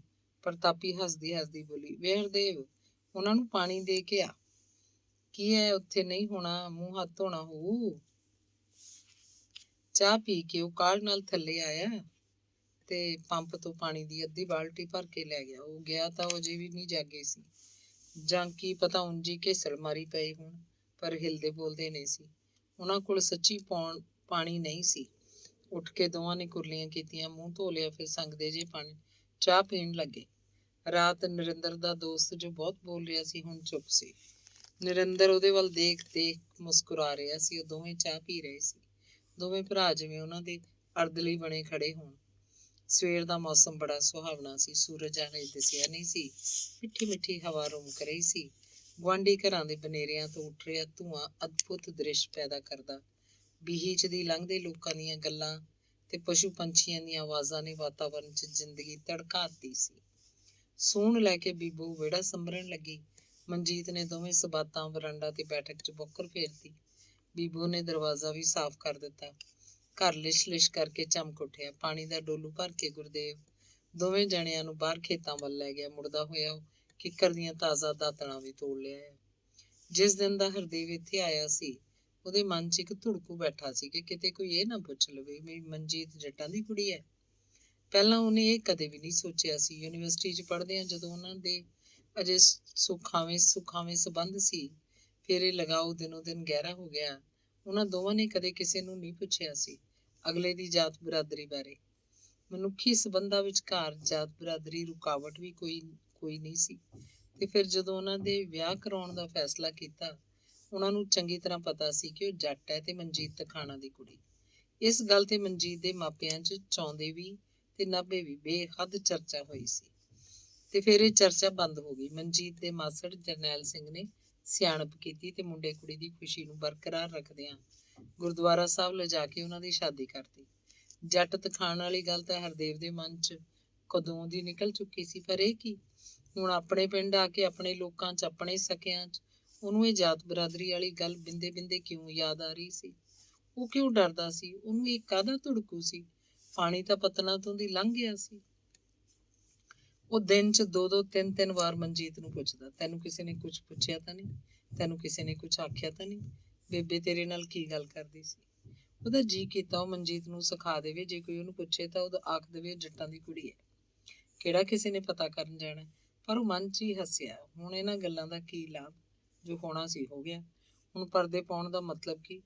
ਉਹ ਦ੍ਰਿੜਤਾ ਦੇ ਧਰਾਤਲ ਉੱਤੇ ਉਤਰਨ ਲੱਗਿਆ। ਲੱਗ ਜਾਂਦਾ ਹੈ ਪਤਾ ਤਾਂ ਲੱਗ ਹੀ ਜਾਵੇ। ਕੋਈ ਉਹਦੀ ਕੀ ਟੰਗ ਤੋੜ ਦਊਗਾ? ਉਹਨੇ ਕਿਹੜਾ ਇੱਥੇ ਰਹਿਣਾ ਸਦਾ ਲਈ? ਲੋਕਾਂ ਦਾ ਕੀ ਹੈ? 4 ਦਿਨ ਦੀ ਚਰਚਾ ਕਰਨਗੇ, ਫਿਰ ਚੁੱਪ ਹੋ ਜਾਣਗੇ। ਲੋਕ ਬੜੇ ਦਰਿਆ ਦਿਲ ਹੁੰਦੇ ਨੇ। ਸਭ ਅਪਣਾ ਲੈਂਦੇ ਹੈ, ਸਭ ਭੁੱਲ ਜਾਂਦੇ ਆ। ਵਿੰਗੇ ਟੇਢੇ ਰਾਹ ਇੱਕ ਦਿਨ ਡੰਡੀਆਂ ਬਣ ਜਾਂਦੇ ਆ। ਲੋਕ ਸਮੂਹ ਇੱਕ ਵਿਸ਼ਾਲ ਸਮੁੰਦਰ ਹੈ, ਇਸ 'ਚ ਸਭ ਸਮਾ ਜਾਂਦਾ ਹੈ। ਅੰਮ੍ਰਿਤ ਵੀ, ਜ਼ਹਿਰ ਵੀ। ਬੰਦੇ ਦੇ ਮਨ ਦੀ ਮੌਜ ਦੀ ਜ਼ਿੰਦਗੀ ਸਭ ਤੋਂ ਵੱਡੀ ਪ੍ਰੇਰਨਾ ਹੈ। ਦੁਪਹਿਰ ਦੀ ਰੋਟੀ ਖਵਾ ਕੇ ਬੀਬੋ ਨੂੰ ਤੋਰਤਾ। ਨਰਿੰਦਰ ਨਾਲੇ ਮੁੰਡੇ ਨੇ ਕੁੜੀਆਂ ਨੂੰ ਬਹੁਤ ਚਿਹੇਡਾਂ ਕੀਤੀਆਂ। ਨਰਿੰਦਰ ਨਾਲ ਵਾਲੇ ਮੁੰਡੇ ਨੇ ਕੁੜੀਆਂ ਨੂੰ ਬਹੁਤ ਚਿਹੇਡਾਂ ਕੀਤੀਆਂ, ਪਰ ਉਹਦੀ ਕੋਈ ਨਹੀਂ ਸੁਣਦਾ ਸੀ। ਕੁੜੀਆਂ ਤਾਂ ਨਰਿੰਦਰ ਨੂੰ ਛੇੜਦੀਆਂ ਨਰਿੰਦਰ ਬਸ ਮੁਸਕਰਾਉਂਦਾ, ਬੋਲਦਾ ਇੱਕ ਸ਼ਬਦ ਵੀ ਨਾ। ਉਹਦਾ ਮੁਸਕਰਾਉਣਾ ਹੀ ਉਹਦੇ ਸਾਰੇ ਜਵਾਬ ਸੀ। ਪ੍ਰਤਾਪੀ ਨੂੰ ਉਹ ਸਾਰੀ ਦੁਨੀਆ ਨਾਲੋਂ ਸੋਹਣਾ ਲੱਗਦਾ। ਨਰਿੰਦਰ ਨਾਲ ਆਏ ਮੁੰਡੇ ਦੀਆਂ ਗੱਲਾਂ ਮੂੰਹ ਦੀ ਮਗਜਾਲੀ ਬਣ ਕੇ ਰਹਿ ਗਈਆਂ। ਪਿਛਲੀ ਰਾਤ ਸਾਲੀਆਂ ਨੇ ਜਦੋਂ ਨਰਿੰਦਰ ਦੀ ਮਹਿੰਦੀ ਲਾਈ ਸੀ ਤਾਂ ਉਹਦੇ ਨਾਲ ਆਏ ਮੁੰਡੇ ਦੀ ਹਥੇਲੀ ਤੇ ਉਹ ਕੱਟੇ ਦੀ ਮੋਕ ਲਾ ਗਈਆਂ। ਵੱਡਾ ਚਲਾਕ, ਉਹ ਹੱਥ ਸੁੰਘਦਾ ਤੇ ਆਖਦਾ, ਮਹਿੰਦੀ ਦਾ ਮੁਸ਼ਕ ਤਾਂ ਇਹ ਲੱਗਦਾ ਨਹੀਂ, ਤੇਰਾ ਹੱਥ ਦੇਖਾਂ ਨਿੰਦਰ। ਹਰਦੇਵ ਆਪਣੇ ਪਿੰਡ ਜੋਗੀਪੁਰ ਆ ਕੇ ਜਿਵੇਂ ਜ਼ਹਿਨੀ ਤੌਰ ਤੇ ਪਿਚਕ ਗਿਆ ਹੋਵੇ। ਉਹ ਇੱਥੇ ਖੁੱਲ੍ਹ ਕੇ ਹਵਾ ਲੈਣ ਆਇਆ ਸੀ, ਪਰ ਇਹ ਕੀ, ਇੱਥੇ ਤਾਂ ਹਵਾ ਹੀ ਨਹੀਂ ਸੀ, ਹੁਮਸ ਸੀ। ਉਹ ਛੇਤੀ ਇੱਥੋਂ ਭੱਜ ਜਾਣਾ ਚਾਹੁੰਦਾ। ਪਟਿਆਲੇ ਤੋਂ ਚੱਲਣ ਵੇਲੇ ਬੱਸ ਚੋਂ ਕਿਵੇਂ ਮਨਜੀਤ ਨਾਲ ਗੱਲਾਂ ਮਾਰਦਾ ਟਹਿਕਦਾ ਚਹਿਕਦਾ ਆਇਆ ਸੀ ਪਿੰਡ ਨੂੰ, ਜਾਂਦਾ ਜਿਵੇਂ ਉੱਡਿਆ ਜਾ ਰਿਹਾ ਹੋਵੇ। ਬਸ ਉਹਦੇ ਖੰਭ ਸਨ। ਮਨਜੀਤ ਨੂੰ ਨਾਲ ਲਿਜਾ ਕੇ ਉਹ ਆਪਣਾ ਪਿੰਡ, ਆਪਣੇ ਘਰ ਚੌੜਾ ਹੋ ਕੇ ਬੈਠੇਗਾ, ਹਿੱਕ ਕੱਢ ਕੇ ਤੁਰੇ ਫਿਰੇਗਾ, ਦਿਖਾਵੇਗਾ, ਇਹ ਹੈ ਮੇਰੀ ਮਨਜੀਤ, ਮੇਰੀ ਮਨੂ, ਮੇਰੀ ਜ਼ਿੰਦਗੀ, ਮੇਰਾ ਸਾਕਾਰ ਹੋਇਆ ਸੁਪਨਾ। ਪਰ ਇੱਥੇ ਆ ਕੇ ਤਾਂ ਉਹ ਜਿਵੇਂ ਸੁੰਗੜ ਗਿਆ ਹੋਵੇ। ਜਿੰਨੇ ਵੀ ਦਿਨ ਉਹ ਇੱਥੇ ਰਿਹਾ, ਆਪਣੇ ਹੀ ਅੰਦਰ ਉਤਰਦਾ ਗਿਆ। ਖੰਭ ਫੈਲਾ ਕੇ ਬੈਠਣ ਦਾ ਤਾਂ ਉਹਨੂੰ ਮੌਕਾ ਹੀ ਨਹੀਂ ਮਿਲਿਆ। ਕਿਸੇ ਨੇ ਵੀ ਉਹਦੇ ਵਿਆਹ ਦੀ, ਉਹਦੀ ਮਨਜੀਤ ਬਾਰੇ ਗੱਲ ਨਹੀਂ ਤੋਰੀ। ਮਾਮਾ ਨੇਕ ਦਾ ਸੀ, ਬਸ ਇੱਕ ਵਾਰੀ ਕਾਫੀ ਕੁਝ ਪੁੱਛ ਗਿਆ। ਮਾਮੇ ਨੂੰ ਉਹ ਚੰਗਾ ਨਹੀਂ ਲੱਗਿਆ ਸੀ। ਹਰਦੇਵ ਨੇ ਇੱਕ ਕਾਰਨ ਤਾਂ ਇਹ ਲੱਭਿਆ ਕਿ ਬੀਬੋ ਦੇ ਵਿਆਹ ਕਰਕੇ ਸਾਰੇ ਰੁੱਝੇ ਐ, ਥੱਕੇ। ਘਰਦਿਆਂ ਨੂੰ ਬੀਬੋ ਦੇ ਵਿਆਹ ਦਾ ਫਿਕਰ ਸੀ, ਬੀਬੋ ਦੇ ਵਿਆਹ ਦਾ ਚਾਅ ਸੀ। ਇਸੇ ਕਰਕੇ ਕਿਸੇ ਨੇ ਉਹਦੇ 'ਚ ਜਾਂ ਮਨਜੀਤ 'ਚ ਕੋਈ ਦਿਲਚਸਪੀ ਨਹੀਂ ਲਈ। ਦੂਜਾ ਕਾਰਨ ਉਹ ਇਹ ਵੀ ਮੰਨਦਾ ਕਿ ਘਰ ਦੇ ਸਭ ਬੰਦੇ ਉਹਦੇ ਇਸ ਵਿਆਹ ਤੇ ਨਿਰਾਸ਼ ਹੋਣਗੇ। ਮੂੰਹ ਤੋਂ ਬੋਲਦੇ ਨਹੀਂ, ਅੰਦਰੋਂ ਖਫਾ ਹਨ। ਘਰ ਆਏ ਨੂੰ ਉਹ ਕੱਢਣ ਤਾਂ ਲੱਗੇ ਨਹੀਂ, ਪਰ ਅੰਦਰਲੇ ਮਨੋਂ ਕਿਸੇ ਨੇ ਵੀ ਚੰਗਾ ਨਹੀਂ ਮਨਾਇਆ ਹੋਏਗਾ। ਇੱਕ ਗੱਲੋਂ ਹਰਦੇਵ ਚੰਗਾ ਵੀ ਸਮਝਦਾ, ਉਹ ਭੈਣ ਦੇ ਵਿਆਹ ਆਇਆ, ਫਰਜ਼ ਸੀ, ਨਿਭਾ ਗਿਆ। ਉਹਨੂੰ ਕੀ ਪਰਵਾਹ ਹੈ ਉਹਦੇ ਬਾਰੇ ਕੋਈ ਕੀ ਗੱਲ ਕਰਦਾ, ਚੰਗਾ ਸੋਚਦਾ, ਮਾੜਾ ਸੋਚਦਾ, ਕੋਈ ਕੁਝ ਵੀ ਸੋਚਦਾ, ਸੋਚੀ ਜਾਵੇ, ਸਗੋਂ ਚੰਗਾ। ਬੀਬੋ ਦੇ ਵਿਆਹ 'ਚ ਰੁੱਝਿਆਂ ਨੇ ਕਿਸੇ ਨੇ ਉਹਨੂੰ ਕੁਝ ਪੁੱਛਿਆ ਹੀ ਨਹੀਂ। ਉਹਦੇ ਵਿਆਹ ਦੀ ਚਰਚਾ ਨਹੀਂ ਹੋਈ। ਹੁਣ ਇੱਕ ਅੱਧ ਦਿਨ ਹੋਰ ਲਾ ਕੇ ਵਾਪਸ ਚਲੇ ਜਾਣਗੇ। ਪਿੱਛੋਂ ਕੋਈ ਕੁਝ ਕਹੀ ਜਾਏ, ਕੁਝ ਵੀ ਮੰਨੀ ਜਾਏ, ਉਹਨੂੰ ਕੀ, ਉਹਨੇ ਕਿਹੜਾ ਇੱਥੇ ਰਹਿਣਾ ਹੈ, ਉਹਨੇ ਕਿਹੜਾ ਕਿਸੇ ਦੀ ਕੋਈ ਗੱਲ ਸੁਣਨੀ ਹੈ। ਬੀਬੋ ਨੂੰ ਤੋਰਨ ਬਾਅਦ ਹਰਦੇਵ ਕਹਿੰਦਾ, ਚੰਗਾ ਬੇਬੇ, ਅਸੀਂ ਵੀ ਚੱਲਦੇ ਹਾਂ ਫਿਰ। ਕਿੰਨੇ ਕੁ ਦਿਨ ਹੋ ਗਏ ਵੇ ਤੈਨੂੰ? ਅੱਜ ਨਹੀਂ ਜਾਣਾ? ਟਿੱਕੇ ਬੈਠ ਚੈਨ ਨਾਲ, ਨੂੰਹ ਨਾਲ ਗੱਲ ਤਾਂ ਮੈਂ ਕੋਈ ਕੀਤੀ ਹੀ ਨਹੀਂ। ਇੰਨੀ ਛੁੱਟੀ ਨਹੀਂ ਮਿਲਣੀ ਮੈਨੂੰ, ਤੈਨੂੰ ਨਹੀਂ ਪਤਾ ਬੇਬੇ। ਕਿਉਂ ਵੇ, ਕਿਉਂ ਨਹੀਂ ਮਿਲਣੀ ਛੁੱਟੀ? ਤਨਖਾਹ ਕੱਟੀ ਜਾਊ, ਫਾਇਦਾ ਹੈ ਕੋਈ? ਕੱਟੀ ਜਾਊ ਤਨਖਾਹ ਤਾਂ ਕੱਟੀ ਜਾਣ ਦੇ। ਤੇਰੇ ਕੋਲ ਪੈਸਿਆਂ ਦਾ ਤੋੜਾ ਹੈ ਕੋਈ? ਆ ਮਾਮਾ ਬੈਠਾ ਤੇਰਾ, ਇਹ ਤੋਂ ਲੈ ਲਈ ਪੈਸੇ। ਮਾਮੇ ਨੇ ਬਥੇਰੇ ਦਿੱਤੇ ਪੈਸੇ ਮੈਨੂੰ, ਹੁਣ ਸਾਰੀ ਉਮਰ ਥੋੜਾ ਦੇਈ ਜਾਵੇ ਮਾਮਾ। ਨੇਕ ਦਾ ਹੀ ਕਰਕੇ ਹੱਸ ਰਿਹਾ ਸੀ। ਮਾਂ ਪੁੱਤ ਦੀਆਂ ਬੇਸਿਰ ਪੈਰੀਆਂ ਸੁਣ ਕੇ ਉਹ ਖੁਸ਼ ਹੋਇਆ। ਫਿਰ ਬੋਲਿਆ, ਚੰਗਾ ਪ੍ਰਤਾਪੀ, ਮੈਨੂੰ ਵੀ ਦੇ ਛੁੱਟੀ, ਮੈਂ ਵੀ ਜਾਣਾ। ਕੀ ਕਰੀ ਜਾਂਦੇ ਹੋ? ਐਂ ਕਿਵੇਂ ਉੱਠ ਜਾਓਗੇ? ਇੱਕ ਤਾਂ ਬੀਬੋ ਉੱਠ ਗਈ, ਤੁਸੀਂ ਵੀ ਛੱਡੀ ਜਾਂਦੇ ਹੋ ਮੈਨੂੰ। ਪ੍ਰਤਾਪੀ ਦੀਆਂ ਅੱਖਾਂ 'ਚ ਪਾਣੀ ਆ ਗਿਆ, ਉਹਦਾ ਬੋਲ ਭਾਰੀ ਹੋ ਗਿਆ ਸੀ। ਪ੍ਰਤਾਪੀ ਦੇ ਨਹੋਰੇ ਸੁਣ ਕੇ ਮਾਮਾ ਭਾਣਜਾ ਉਸ ਦਿਨ ਵੀ ਰਹਿ ਪਏ। ਪ੍ਰਤਾਪੀ ਖੁਸ਼ ਸੀ ਕਿ ਉਹਨਾਂ ਨੇ ਉਹਦੀ ਗੱਲ ਮੰਨ ਲਈ। ਆਥਣ ਦੀ ਰੋਟੀ ਟੁੱਕ ਦਾ ਕੰਮ ਮਨਜੀਤ ਕਰਨ ਲੱਗੀ। ਦਿਨ ਛਿਪੇ ਜੇ ਰਤਨੋਂ ਉੱਧਰ ਆਈ ਤੇ ਕਹਿੰਦੀ, ਮਾਂ, ਹਰਦੇਵ ਤੇ ਮਨਜੀਤ ਉੱਧਰ ਰੋਟੀ ਖਾਣਗੇ, ਮਾਮਾ ਵੀ ਚੱਲੇ। ਨੇਕਦਾਸ ਤੋਂ ਉਹਨੇ ਘੁੰਡ ਕੱਢ ਰੱਖਿਆ ਸੀ। ਲੈ ਜਾ ਭਾਈ, ਜੀ ਸਦਕੇ, ਪਰ ਇਹ ਤਾਂ ਹੁਣ ਪਕਾਈ ਜਾਂਦੀ ਹੈ ਤੇਰੇ ਸਾਹਮਣੇ। ਪ੍ਰਤਾਪੀ ਨੇ ਉਹਨੂੰ ਬੈਠਣ ਲਈ ਪੀੜ੍ਹੀ ਦਿੱਤੀ। ਰੋਟੀਆਂ ਤਾਂ ਬਲਾਈ ਸੋਹਣੀਆਂ ਲਾਉਂਦੀ ਹੈ ਮੇਰੀ ਭੈਣ। ਰਤਨੋਂ ਮਨਜੀਤ ਦੇ ਹੱਥਾਂ ਵੱਲ ਝਾਕਦੀ, ਕਦੇ ਮੂੰਹ ਵੱਲ। ਉਹ ਕਹਿੰਦੀ, ਤੁਸੀਂ ਵੀ ਇੱਥੇ ਖਾ ਲਓ, ਨਾਲੇ ਮੇਰੇ ਜੇਠ ਜੀ ਨੂੰ ਭੇਜ ਦਿਓ। ਮਨਜੀਤ ਦੀ ਬੋਲਬਾਣੀ ਸੁਣ ਕੇ ਪ੍ਰਤਾਪੀ ਤੇ ਨੇਕਦਾਸ ਇੱਕ ਦੂਜੇ ਵੱਲ ਝਾਕੇ ਤੇ ਮੁਸਕਰਾਉਣ ਲੱਗੇ। ਗੋਡਿਆਂ ਉੱਤੋਂ ਦੀ ਹੱਥਾਂ ਦੀ ਕੰਘੀ ਪਾ ਕੇ ਬੈਠੀ ਤੇ ਬਿੰਦੇ ਬਿੰਦੇ ਪੈਰ ਤਾਂ ਚੁੱਕਦੀ ਧਰਦੀ ਰਤਨੋਂ ਉੱਚਾ ਬੋਲ ਰਹੀ ਸੀ, ਜਿਵੇਂ ਸਭ ਨੂੰ ਸੁਣਾ ਗੱਲਾਂ ਆਖਰੀ ਹੋਵੇ। ਥੋੜੇ ਚਿਰ ਬਾਅਦ ਉੱਠ ਕੇ ਚਲੀ ਗਈ। ਮਗਰੋਂ ਪ੍ਰਤਾਪੀ ਕਹਿੰਦੀ, ਕਿਹੜੇ ਫੁੱਲ ਕੇ ਫੋਕੀ ਸੁਲਾਹ ਮਾਰਨ ਆਈ ਲਹਿਰੇ ਵਾਲੀ ਨੇ, ਇਹ ਇੱਕੋ ਜੜ ਚੋਂ ਹਰੀਆਂ ਹੋਈਆਂ ਵਈਆਂ ਨੇ। ਇਹਨਾਂ ਦੇ ਚੱਜ ਮੈਂ ਜਾਣਦੀ ਹਾਂ। ਸਭ ਜਾਣੇ ਰੋਟੀ ਖਾ ਚੁੱਕੇ ਸੀ। ਬਾਹਰਲੇ ਘਰੋਂ ਗੁਰਦੇਵ ਕੱਚੇ ਦੁੱਧ ਦਾ ਡੋਲਣਾ ਲੈ ਆਇਆ। ਆਖ ਰਿਹਾ ਸੀ, ਮਖਿਆ ਆਏ ਹੋਏ ਨੇ, ਮਾਮਾ ਆਖੂਗਾ ਮੁੜ ਕੇ ਗੇੜਾ ਹੀ ਨਾ ਮਾਰਿਆ। ਪ੍ਰਤਾਪੀ ਨੂੰ ਦੁੱਧ ਫੜਾ ਕੇ ਉਹ ਨੇਕਦਾਸ ਤੇ ਹਰਦੇਵ ਕੋਲ ਗੱਲਾਂ ਮਾਰਨ ਬੈਠ ਗਿਆ। ਹਰਦੇਵ ਨੂੰ ਖਾਸਾ ਤਿਉ ਦਿਖਾ ਰਿਹਾ ਸੀ, ਜਾਣ ਬੁੱਝ ਕੇ ਹੱਸਣ ਵਾਲੀ ਗੱਲ ਕਰਦਾ ਤੇ ਉਹਨਾਂ ਦੋਵਾਂ ਨੂੰ ਹਸਾਉਂਦਾ। ਤਿੰਨੇ ਖਾਸਾ ਚਿਰ ਬੈਠੇ ਰਹੇ। ਨੇਕਦਾਸ ਨੂੰ ਦੋਵੇਂ ਭਾਣਜੇ ਇੱਕੋ ਜਿਹੇ ਸੀ, ਪਰ ਗੁਰਦੇਵ ਨਾਲ ਮਾਮੂਲੀ ਜਿਹੀ ਖਾਰ ਸੀ ਕਿ ਉਹ ਪ੍ਰਤਾਪੀ ਦੀ ਸੌਕਣ ਚੰਦ ਕੌਰ ਕੋਲ ਰਹਿੰਦਾ ਹੈ ਤੇ ਉਹਨੂੰ ਆਪਣੀ ਵੱਧ ਮਾਂ ਸਮਝਦਾ ਹੈ। ਹਰਦੇਵ ਨੂੰ ਗੁਰਦੇਵ ਨਾਲ ਨਾ ਕੋਈ ਗਿਲਾ ਸੀ, ਨਾ ਕੋਈ ਲਗਾਓ।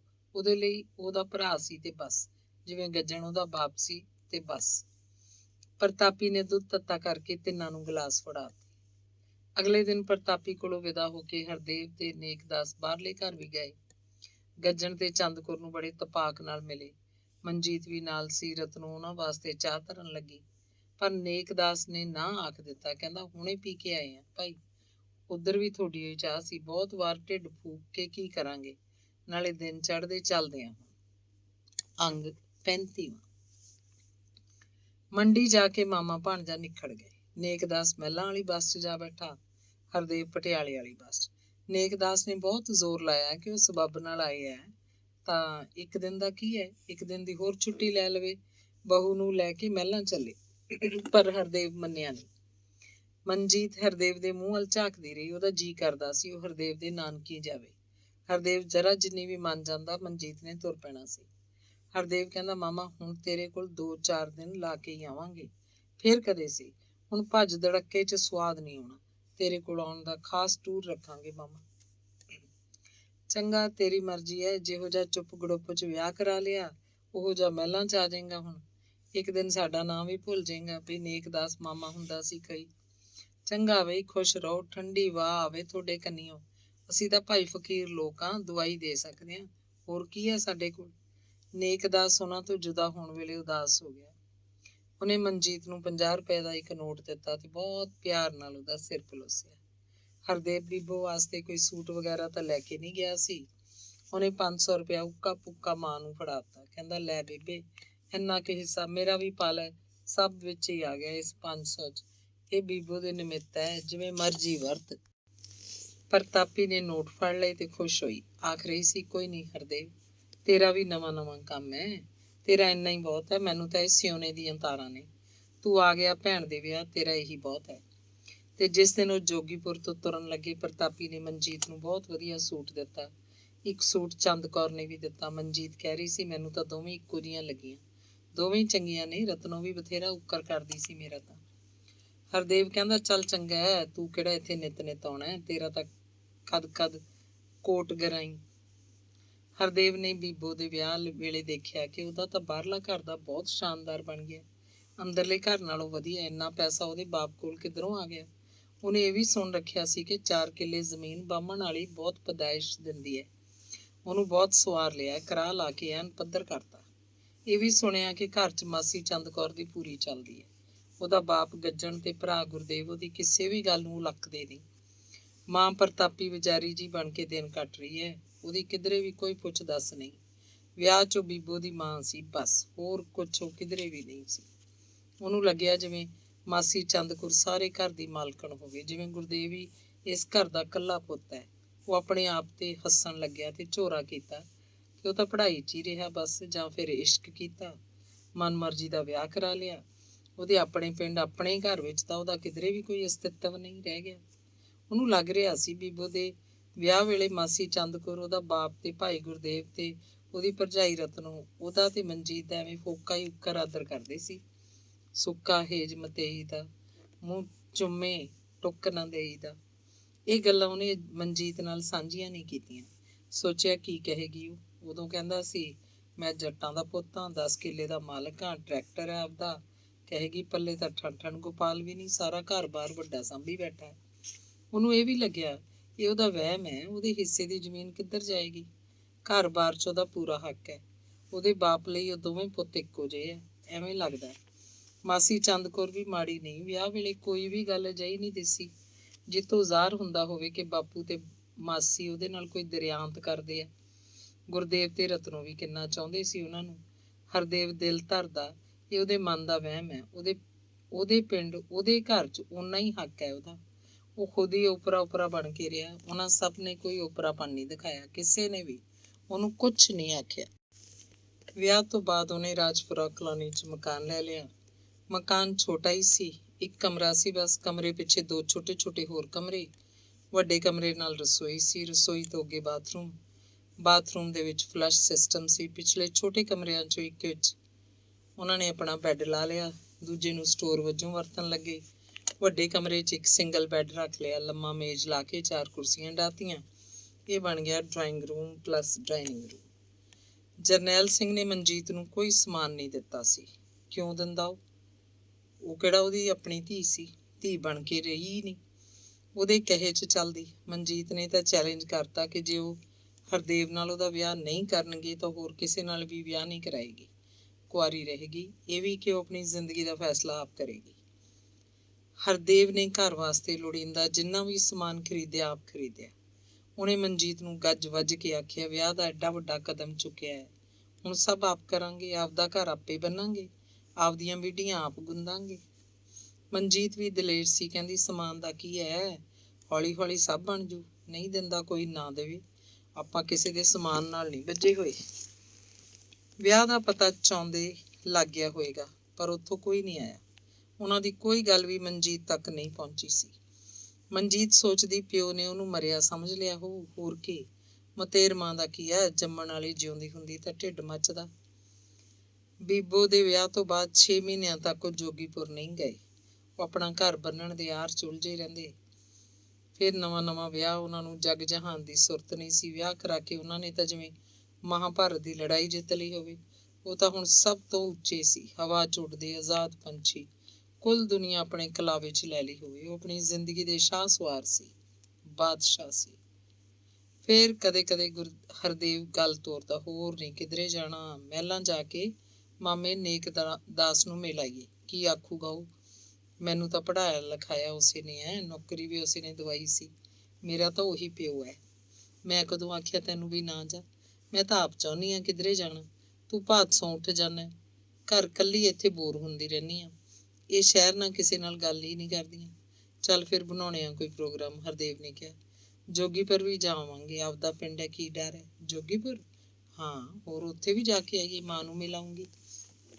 ਇਹ ਵੀ ਠੀਕ ਹੈ, ਹਰਦੇਵ ਨੇ ਖਾਸਾ ਸੋਚਿਆ। ਉਹਨੂੰ ਕੋਈ ਅਜਿਹੀ ਗੱਲ ਨਾ ਦਿਸੀ ਜਿਸ ਕਰਕੇ ਉਹਨਾਂ ਦਾ ਜੋਗੀਪੁਰ ਜਾਣਾ ਠੀਕ ਨਾ ਹੋਵੇ। ਘਰ ਨੂੰ ਜਿੰਦਾ ਲਾ ਕੇ ਚਾਬੀਆਂ ਗੁਆਂਢੀਆਂ ਨੂੰ ਫੜਾ ਕੇ ਉਹ ਮਹਿਲਾਂ ਨੂੰ ਚੱਲ ਪਏ। ਕਿਰਾਏ ਦੇ ਮਕਾਨ 'ਚ ਰਹਿੰਦਾ ਗੁਆਂਢੀ ਸਕੂਲ ਮਾਸਟਰ ਬੜਾ ਭਲਾ ਮਾਨਸ ਆਦਮੀ ਸੀ। ਉਹਦੀ ਘਰ ਵਾਲੀ ਵੀ ਪੁੱਜ ਕੇ ਨੇਕ। ਮਾਸਟਰ ਮਥੁਰਾ ਦਾਸ ਉਹਨਾਂ ਦੇ ਪਿੰਡਾਂ ਵੱਲ ਦਾ ਸੀ, ਗਰਾਈ ਹੋਣ ਕਰਕੇ ਉਹਦੀ ਬਹੁਤ ਅਪਣੱਤ ਰੱਖਦਾ। ਨੌਕਰੀ ਤੇ ਲੱਗਣ ਲਈ ਉਹਨੂੰ ਕਿਸਮਤ ਨਾਲ ਪਟਿਆਲਾ ਮਿਲ ਗਿਆ। ਉਹ ਹਿਸਾਬ ਮਾਸਟਰ ਸੀ, ਦਿਨ ਰਾਤ ਟਿਊਸ਼ਨਾਂ ਕਰਦਾ, ਅੰਨੀ ਕਮਾਈ ਸੀ। ਚੰਗੇ ਚੰਗੇ ਘਰਾਂ ਦੇ ਮੁੰਡੇ ਕੁੜੀਆਂ ਪੜ੍ਹਨ ਆਉਂਦੇ, ਅਫਸਰਾਂ ਦੇ ਜਵਾਕ ਵੀ। ਘਰ ਜਿਵੇਂ ਸਕੂਲ ਹੋਵੇ। ਫਿਰ ਉਹਨੂੰ ਉੱਚ ਅਫਸਰਾਂ ਦੇ ਮੁੰਡੇ ਕੁੜੀਆਂ ਦੀਆਂ ਟਿਊਸ਼ਨਾਂ ਮਿਲਣ ਲੱਗੀਆਂ। ਉਹਨਾਂ ਨੂੰ ਉਹ ਘਰ ਜਾ ਕੇ ਪੜ੍ਹਾ ਕੇ ਆਉਂਦਾ, ਘਰ ਜਾ ਕੇ ਪੜ੍ਹਾਉਣ ਦੀ ਦੁੱਗਣੀ ਟਿਊਸ਼ਨ ਮਿਲਦੀ। ਮਹਿਲੀਂ ਪਹੁੰਚ ਕੇ ਉਹ ਪਹਿਲਾਂ ਜੈਲੇ ਕੈਲੇ ਦੇ ਘਰ ਗਏ। ਮਾਮੀ ਨੂੰ ਚਾਅ ਚੜ੍ਹ ਗਿਆ, ਭੱਜ ਕੇ ਮਿਲੀ, ਮਨਜੀਤ ਤੋਂ ਪੈਰੀਂ ਹੱਥ ਲਵਾਏ, ਉਹਨੂੰ ਜੱਫੀ 'ਚ ਲੈ ਲਿਆ, ਪਿਆਰ ਕਰਨ ਲੱਗੀ। ਆਖ ਰਹੀ ਸੀ, ਵੇ ਸਦਕੇ ਹਰਦੇਵ, ਅੱਜ ਤੈਨੂੰ ਕਿੱਧਰੋਂ ਰਾਹ ਭੁੱਲ ਗਿਆ ਸੀ, ਹੁਣ ਯਾਦ ਆ ਗਏ ਤੈਨੂੰ। ਮਾਮੀ ਨੂੰ ਮੱਥਾ ਟੇਕ ਕੇ ਉਹ ਮੰਜੇ ਤੇ ਬੈਠ ਗਿਆ। ਦੋਵੇਂ ਮਾਮੇ ਖੇਤ ਸੀ। ਮਾਮੀ ਨੇ ਚਾਹ ਧਰ ਲਈ, ਮਨਜੀਤ ਨਾਲ ਮਠਾਰ ਗੱਲਾਂ ਕਰ ਰਹੀ ਸੀ। ਚਾਹ ਪੀ ਕੇ ਹਰਦੇਵ ਡੇਰੇ ਨੂੰ ਉੱਠ ਗਿਆ। ਨੇਕਦਾਸ ਕੁਟੀਆ 'ਚ ਬੈਠਾ ਸਦਾ ਵਾਂਗ ਪੁੜੀਆਂ ਬੰਨ੍ਹ ਰਿਹਾ ਸੀ। ਕੋਲ ਖੜੇ ਮਰੀਜ਼ ਨੂੰ ਬੋਲ ਕੁਝ ਸਮਝਾਉਂਦਾ ਵੀ। ਹਰਦੇਵ ਨੂੰ ਦੇਖ ਕੇ ਉਹ ਇੱਕਦਮ ਕੁਰਸੀ ਤੋਂ ਖੜਾ ਹੋ ਗਿਆ, ਹਰਦੇਵ ਨੂੰ ਜੱਫੀ 'ਚ ਲੈ ਲਿਆ। ਨੇਕਦਾਸ ਸੇਵਕ ਮੁੰਡੇ ਨੂੰ ਬੋਲ ਮਾਰਿਆ ਤੇ ਕਿਹਾ, ਚਾਹ ਬਣਾ ਓਏ, ਜਿਹੋ ਜਿਹੀ ਬਣਾਉਂਦਾ ਹੁੰਦਾ ਹੈ। ਆਹ ਫੜ, 2 ਇਲਾਇਚੀਆਂ ਵੀ ਪਾ ਲਈ ਵਿੱਚ। ਹਾਂ, ਕਿਵੇਂ ਆਇਆ, ਇਕੱਲਾ ਹੀ ਹੈ ਬੀਬੀ? ਨੇਕਦਾਸ ਇੱਕੋ ਵਾਰ 2-3 ਸਵਾਲ ਪੁੱਛ ਗਿਆ। ਮਿਲਣ ਆਇਆ, ਉਹ ਵੀ ਨਾਲ ਹੈ। ਕਿੱਥੇ ਹੈ? ਨੇਕਦਾਸ ਨੇ ਇੱਧਰ ਉੱਧਰ ਨਿਗਾਹ ਮਾਰੀ। ਪਹਿਲਾਂ ਉੱਧਰ ਆ ਗਈ ਸੀ, ਮਾਮੀ ਕੋਲ ਛੱਡ ਆਇਆ ਉਹਨੂੰ ਤਾਂ। ਚੱਲ ਚੰਗਾ, ਹੁਣ ਆ ਗਿਆ ਮਾਮਾ ਯਾਦ। ਕਿੰਨਾ ਚਿਰ ਹੋ ਗਿਆ ਬੀਬੋ ਦੇ ਵਿਆਹ ਨੂੰ। ਤੂੰ ਤਾਂ ਕਹਿੰਦਾ ਸੀ ਆਵਾਂਗੇ ਮਾਮਾ, ਛੇਤੀ ਆਵਾਂਗੇ, 2-4 ਦਿਨ ਲਾ ਕੇ ਜਾਵਾਂਗੇ। ਨੇਕਦਾਸ ਨਹੋਰੇ ਤੇ ਦੇ ਰਿਹਾ ਸੀ। ਬਸ ਫਿਰ ਦੇਖ ਲਓ, ਆ ਗਏ ਅਸੀਂ। 2-4 ਛੱਡ, ਚਾਹੇ ਹੁਣ 10 ਦਿਨ ਰੱਖ ਲਓ। ਬੱਚੂ, ਮਿਲਣ ਨਹੀਂ ਤੂੰ ਆਇਆ, ਮੈਂ ਸਭ ਜਾਣਦਾ। ਢਿੱਡੋਂ ਤਾਂ ਤੂੰ ਮੇਰੀ ਭੈਣ ਦੇ ਹੀ ਜੰਮਿਆ ਹੈ। ਹੁਣ ਕੰਮ ਹੋਣਾ ਕੋਈ ਹੈ? ਕੰਮ ਦੀ ਕੀ ਮੈਨੂੰ ਸੰਗ ਹੈ ਕੋਈ, ਉਹ ਵੀ ਦੱਸੂਗਾ। ਹੈਂ, ਦੇਖ, ਆਖਿਆ ਨਹੀਂ ਸੀ? ਨੇਕਦਾਸ ਤਾੜੀ ਮਾਰ ਕੇ ਹੱਸਿਆ। ਉਹ ਚਾਹ ਪੀ ਰਹੇ ਸੀ। ਨੇਕਦਾਸ ਉਹਨੂੰ ਹਾਲ ਚਾਲ ਪੁੱਛਣ ਲੱਗਿਆ। ਸੇਵਕ ਮੁੰਡੇ ਨੂੰ ਵੀ ਹਾਕ ਮਾਰੀ ਤੇ ਕਿਹਾ, ਓਏ ਲਿਆ ਓਏ ਕੋਈ ਪਿੰਨੀ ਪੁੰਨੀ ਹੋਣੀ ਆ, ਖਵਾ ਇਹਨੂੰ। ਆਖੂਗਾ ਮਾਮੇ ਨੇ ਸੁੱਕੀ ਚਾਹ ਪਿਆਤੀ। ਉਹ 3-4 ਖੋਏ ਦੀਆਂ ਪਿੰਨੀਆਂ ਬਾਟੀ 'ਚ ਰੱਖ ਕੇ ਦੇ ਗਿਆ। ਨੇਕਦਾਸ ਕਹਿੰਦਾ, ਕਈ ਦਿਨ ਹੋ ਗਏ, ਇਸ ਮੁੰਡੇ ਨੇ ਹੀ ਕਰ ਲਿਆ ਸੀ ਢਾਣਸ। ਖੋਆ ਮਾਰ ਲਿਆ, ਫਿਰ ਆਟਾ ਜਿਹਾ ਰਲਾਤਾ, ਥੋੜੀਆਂ ਹੀ ਰਹਿ ਗਈਆਂ ਹੁਣ ਤਾਂ। ਫਿਰ ਪੁੱਛਿਆ, ਸਵਾਦ ਨੇ ਕੁਛ? ਬਹੁਤ ਵਧੀਆ, ਹਰਦੇਵ ਬੋਲਿਆ। ਫਿਰ ਕਿਹਾ ਇਹੋ ਜਿਹੀਆਂ ਤਾਂ ਹੋਰ ਬਣਾ ਲਓ ਚਾਹੇ। ਜਾਣਾ ਕਿੱਦਣ ਹੈ? ਬਸ ਅੱਜ ਦੀ ਰਾਤ ਰਹਾਂਗੇ ਮਾਮਾ, ਕੱਲ ਇੱਕ ਰਾਤ ਜੋਗੀਪੁਰ ਜਾ ਕੇ ਰਹਿਣਾ, ਬਸ ਫਿਰ ਵਾਪਸ। ਛਾਪਤਾ ਟੂਰ ਪ੍ਰੋਗਰਾਮ? ਹੋਰ ਫਿਰ ਮਿਲ ਜਾਾਂਗੇ। ਛੁੱਟੀਆਂ ਦਾ ਜੱਬ ਬੜਾ ਹੁੰਦਾ ਨੌਕਰੀ 'ਚ। ਰੋਟੀ ਉਹ ਪਟਿਆਲੋਂ ਖਾ ਕੇ ਤੁਰੇ ਸੀ। ਹੁਣ ਦਿਨ ਛਿਪਣ ਵਾਲਾ ਸੀ। ਰਾਤ ਦੀ ਰੋਟੀ ਉਹਨਾਂ ਨੇ ਮਾਮੀ ਕੋਲ ਖਾਧੀ। ਨੇਕਦਾਸ ਘਰ ਆ ਗਿਆ। ਉਹ ਖਾਸੀ ਰਾਤ ਤੱਕ ਬੈਠੇ ਗੱਲਾਂ ਮਾਰਦੇ ਰਹੇ। ਡੇਰੇ ਨੂੰ ਮੁੜਨ ਲੱਗਿਆ ਨੇਕਦਾਸ ਕਹਿੰਦਾ, ਬਾਕੀ ਗੱਲਾਂ ਤਾਂ ਹੋ ਹੀ ਜਾਣਗੀਆਂ। ਤੂੰ ਕੰਮ ਕਹਿੰਦਾ ਸੀ ਕੋਈ, ਜਾਂ ਐਵੇਂ ਹੱਸਦਾ ਸੀ? ਕੰਮ ਵੀ ਹੈਗਾ, ਮੇਰੀ ਬਦਲੀ ਕਰਾਓ ਪਟਿਆਲੇ ਦੀ। ਨਿੱਤ ਭਾਦਸੋਂ ਜਾਣਾ ਔਖਾ ਲੱਗਦਾ ਹੁਣ। ਅਸੀਂ ਪੱਕਾ ਪਟਿਆਲੇ ਹੀ ਰਹਿਣਾ ਚਾਹੁੰਦੇ ਹਾਂ। ਮਨਜੀਤ ਨੇ PhD ਵਾਸਤੇ ਰਜਿਸਟਰ ਵੀ ਕਰਾ ਲਿਆ। ਤੁਹਾਡਾ ਚੇਅਰਮੈਨ ਉਹੀ ਹੈ? ਉਹੀ ਭਗਤ ਆਦਮੀ। ਉਹਨਾਂ ਬਾਬਿਆਂ ਦਾ ਇੱਕ ਗੇੜਾ ਹੋਰ ਮਰਵਾ ਦਿਓ, ਬਸ ਮੇਰਾ ਕੰਮ ਹੋ ਜਾਊ। ਚੰਗਾ, ਕਰਾਂਗੇ ਕੋਸਟ। ਬਾਬਾ ਹੁਣ ਕਦੇ ਕਦੇ ਆਉਂਦਾ ਹੁੰਦਾ, ਜਿੱਦਣ ਆਇਆ ਮੈਂ ਯਾਦ ਰੱਖੂ। ਨੇਕਦਾਸ ਆਪਣੇ ਸੇਵਕ ਮੁੰਡੇ ਨੂੰ ਕਹਿ ਗਿਆ ਸੀ, ਉਹ 4-5 ਘਰਾਂ ਤੋਂ ਦੁੱਧ ਫੜ ਲਿਆਵੇ, ਖੋਆ ਮਾਰ ਲਵੇ, ਪਿੰਨੀਆਂ ਬਣਾ ਕੇ ਰੱਖੇ। 8 ਜਾਣਗੀਆਂ ਤੜਕੇ ਹਰਦੇਵ ਦੇ ਜਾਣ ਵੇਲੇ ਨੂੰ। ਪੀਪੀ ਭਰ ਦਿਆਂਗੇ। ਉਹ ਘਰੋਂ ਵਾਪਸ ਆਇਆ ਤੇ ਸੇਵਕ ਮੁੰਡਾ ਚੁੱਲ੍ਹੇ ਕੜਾਈ ਧਰੀ ਬੈਠਾ ਸੀ। ਅੰਗ 36ਵਾਂ। ਜੋਗੀਪੁਰ ਦੁਪਹਿਰ ਢਲੀ ਤੋਂ ਪਹੁੰਚੇ। ਪਹਿਲਾਂ ਅੰਦਰਲੀ ਘਰ ਮਾਂ ਕੋਲ ਗਏ। ਪ੍ਰਤਾਪੀ ਖਿੜ ਉੱਠੀ, ਮੈਂ ਸਦਕੇ ਬਿਮਾਰੀ, ਮੈਂ ਤਾਂ ਕਿੱਦਣ ਦੀ ਡੀਕੀ ਜਾਂਦੀ ਸੀ। ਉਹ ਬੋਲਦੀ ਜਾ ਰਹੀ ਸੀ। ਹਰਦੇਵ ਨੇ ਮਾਂ ਨੂੰ ਮੱਥਾ ਟੇਕਿਆ। ਮਨਜੀਤ ਨੇ ਪੈਰੀ ਹੱਥ ਲਾਏ। ਚੁੰਨੀ ਦੇ ਦੋਵੇਂ ਲੜ ਫੜ ਕੇ ਪ੍ਰਤਾਪੀ ਨੇ ਮਨਜੀਤ ਨੂੰ ਬੁੱਕਲ 'ਚ ਲਿਆ ਤੇ ਉਹਨੂੰ ਆਪਣੇ ਪਿੰਡੇ ਨਾਲ ਲਾ ਕੇ ਉਹ ਹੋਰ ਵੀ ਖੁਸ਼ ਹੋਈ। ਥੋੜਾ ਪਰੇ ਹੋ ਕੇ ਉਹਦੇ ਸਾਰੇ ਵਜੂਦ ਵੱਲ ਝਾਕਣ ਲੱਗੀ। ਫਿਰ ਬੋਲੀ, ਕੁੜੇ ਸ਼ੁਕਰ ਹੈ ਪੁੱਤ, ਰੱਬ ਚੰਗੀ ਚੀਜ਼ ਦੇਵੇ। ਮਨਜੀਤ ਸੱਸ ਦੀਆਂ ਸੀਸਾਂ ਸੁਣ ਕੇ ਤੇ ਉਹਦੇ ਵੱਲ ਇੰਜ ਝਾਕਣਾ ਦੇਖ ਕੇ ਸ਼ਰਮਾ ਗਈ। ਹਰਦੇਵ ਵੀ ਸਮਝ ਗਿਆ। ਉਹਨੇ ਸੰਗ ਕੇ ਪਰੇ ਮੂੰਹ ਪਵਾ ਲਿਆ। ਪਹਿਲਾਂ ਚਾਹ ਪੀਣੀ ਹੈ ਕਿ ਰੋਟੀ ਬਣਾ ਲਾਂ? ਭੁੱਖ ਲੱਗੀ ਹੋਣੀ ਹੈ। ਕਦੋਂ ਦੇ ਚੱਲੇ ਹੋਣਗੇ ਪਟਿਆਲੇ? ਰੋਟੀ ਅਸੀਂ ਖਾ ਕੇ ਆਏ ਹਾਂ ਬੀਬੀ, ਚਾਹ ਕਰ ਲੈ, ਚਾਹ ਪੀਆਂਗੇ। ਹਰਦੇਵ ਬੋਲਿਆ।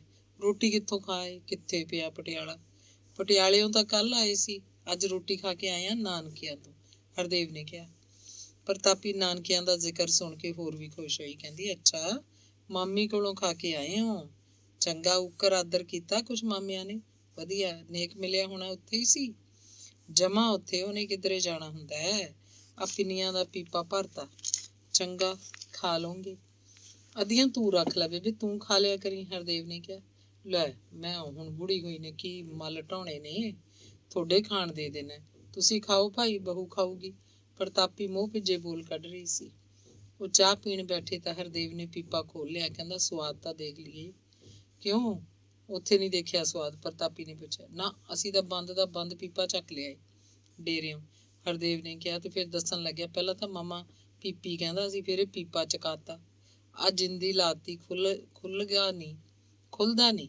ਇਹ ਜਿੰਦੀ ਵੀ ਕਮਾਲ ਹੈ, ਖਿੱਚੋ ਖੁੱਲ ਜਾਂਦੀ ਹੈ, ਦੱਬੋ ਤਾਂ ਲੱਗ ਜਾਂਦੀ ਹੈ। ਸਾਧਾਂ ਦੀ ਜਿੰਦੀ ਹੈ ਭਾਈ, ਪੀਰਾਂ ਫਕੀਰਾਂ ਦੀ। ਖੁੱਲ ਜਾ ਸਿਮ ਸਿਮ, ਬੰਦ ਹੋ ਜਾ ਸਿਮ ਸਿਮ।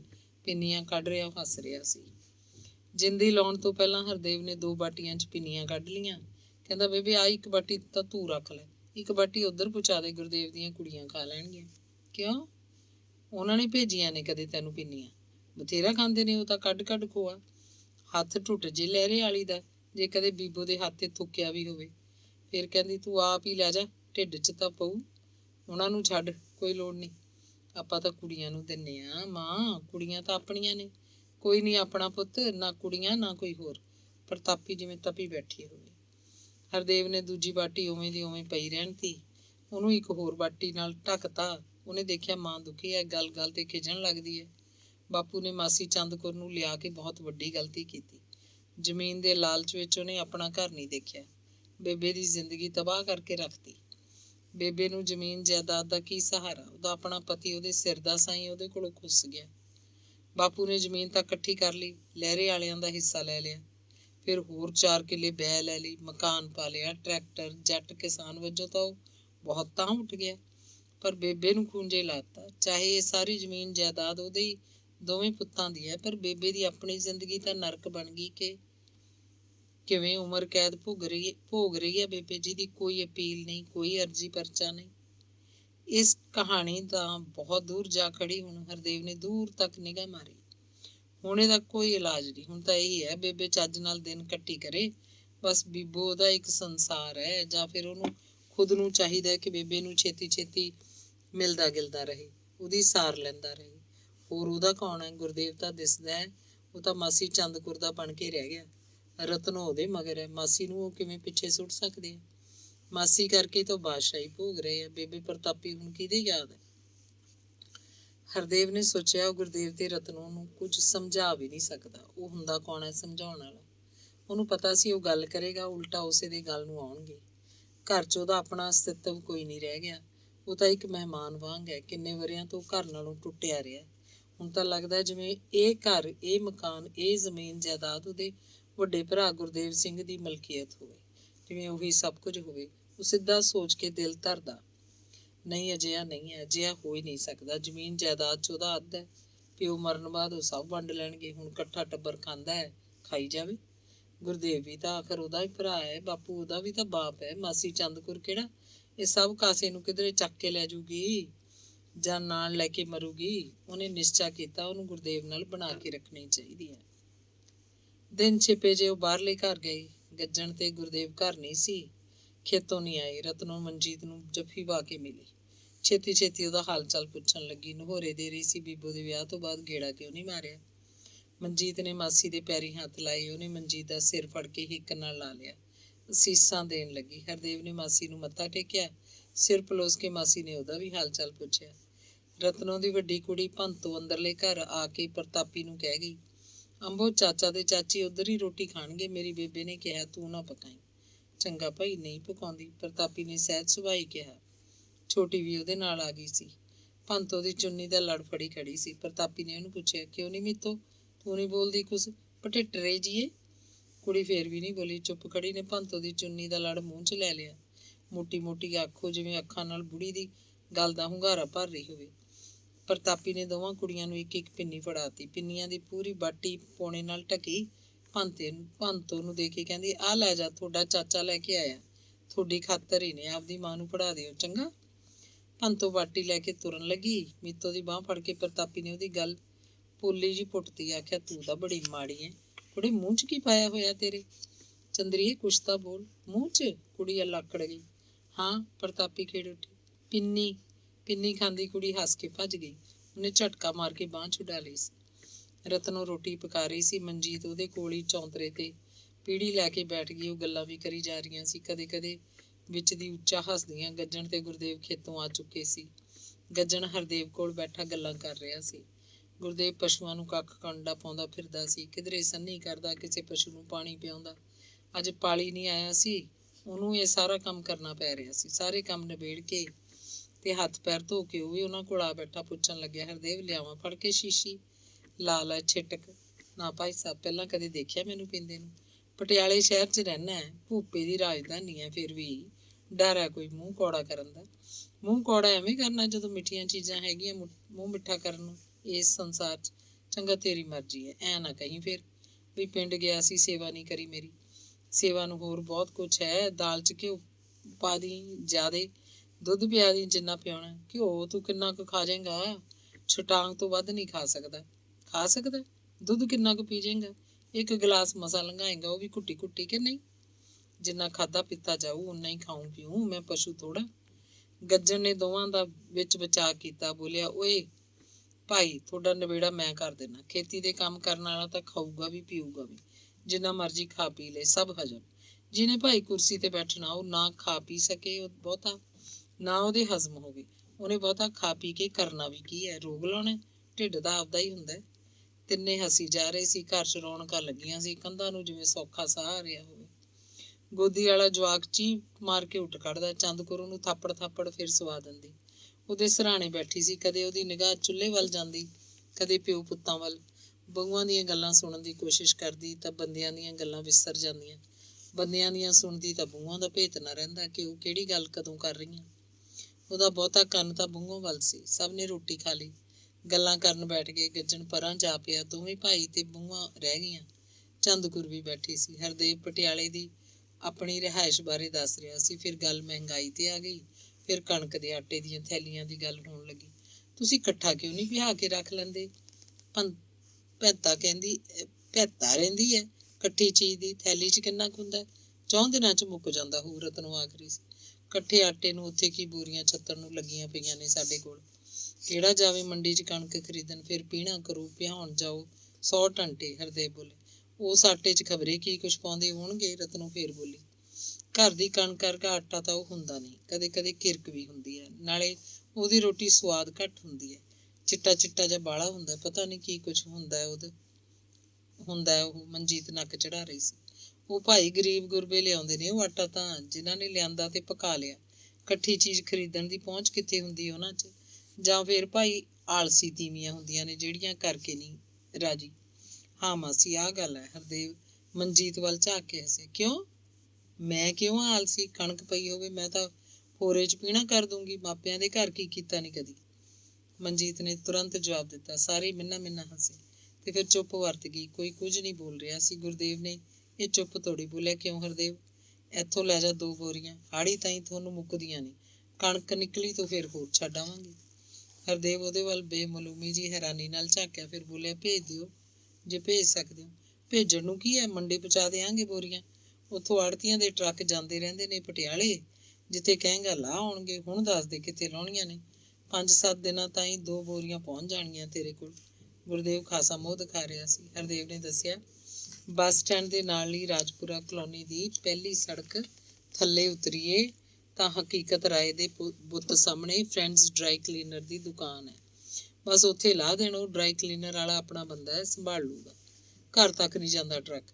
ਨਾ ਗਾਹਾਂ ਤਾਂ ਜਿੱਥੇ ਅਸੀਂ ਰਹਿੰਦੇ ਹਾਂ ਬਹੁਤ ਭੀੜੀਆਂ ਗਲੀਆਂ ਨੇ, ਟਰੱਕ ਨਹੀਂ ਉੱਥੇ ਜਾ ਸਕਦਾ। ਐ ਨਹੀਂ ਸਾਨੂੰ ਪਤਾ ਅਨਪੜ੍ਹਾਂ ਨੂੰ, ਤੂੰ ਲਿਖ ਕੇ ਦੇ, ਬਸ ਉੱਥੇ ਪਹੁੰਚ ਜੂ ਟਰੱਕ। ਮੈਂ ਕਹਿ ਦੂੰ ਪਹਿਲਾਂ ਉਸ ਦੁਕਾਨ ਵਾਲੇ ਨੂੰ, ਲੈ ਲਿਖ ਵੀ ਦੇਣਾ। ਹਰਦੇਵ ਨੇ ਭੰਤੋ ਤੋਂ ਉਹਦੀ ਕਾਪੀ ਦਾ ਇੱਕ ਵਰਕਾ ਮੰਗਿਆ। ਉਹ ਖਾਸੀਆਂ ਗੱਲਾਂ ਕਰ ਚੁੱਕੇ ਸੀ। ਮਨਜੀਤ ਨੂੰ ਵਾਸੀਆਂ ਆਉਣ ਲੱਗੀਆਂ। ਚੰਦਕੁਰ ਵੀ ਆਪਣੇ ਮੰਜੇ ਤੇ ਜਾ ਬਈ। ਰਤਨੋ ਨੇ ਜੂਠੇ ਭਾਂਡੇ ਨਹੀਂ ਮਾਂਜੇ, ਕਹਿੰਦੀ ਤੜਕੇ ਸਦਿਆਂ ਉੱਠ ਕੇ ਕਰ ਲੂੰਗੀ। ਉਹ ਉੱਠੇ ਤਾਂ ਹਰਦੇਵ ਕਹਿੰਦਾ, ਪਵਾਂਗੇ ਤਾਂ ਉੱਪਰਲੇ ਘਰ ਹੀ ਬੇਬੇ ਉਡੀਕਦੀ ਹੋਊਗੀ। ਪਵਾਂਗੇ ਤਾਂ ਉੱਧਰ ਅੰਦਰਲੇ ਘਰ ਹੀ ਬੇਬੇ ਉਡੀਕਦੀ ਹੋਊ।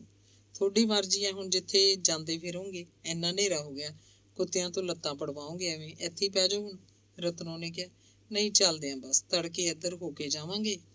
ਹਰਦੇਵ ਤੇ ਮਨਜੀਤ ਅੰਦਰਲੇ ਘਰ ਨੂੰ ਤੁਰ ਪਏ ਤੇ ਗੁਰਦੇਵ ਉਹਨਾਂ ਨੂੰ ਘਰ ਤੱਕ ਛੱਡ ਕੇ ਗਿਆ। ਧੰਨਵਾਦ।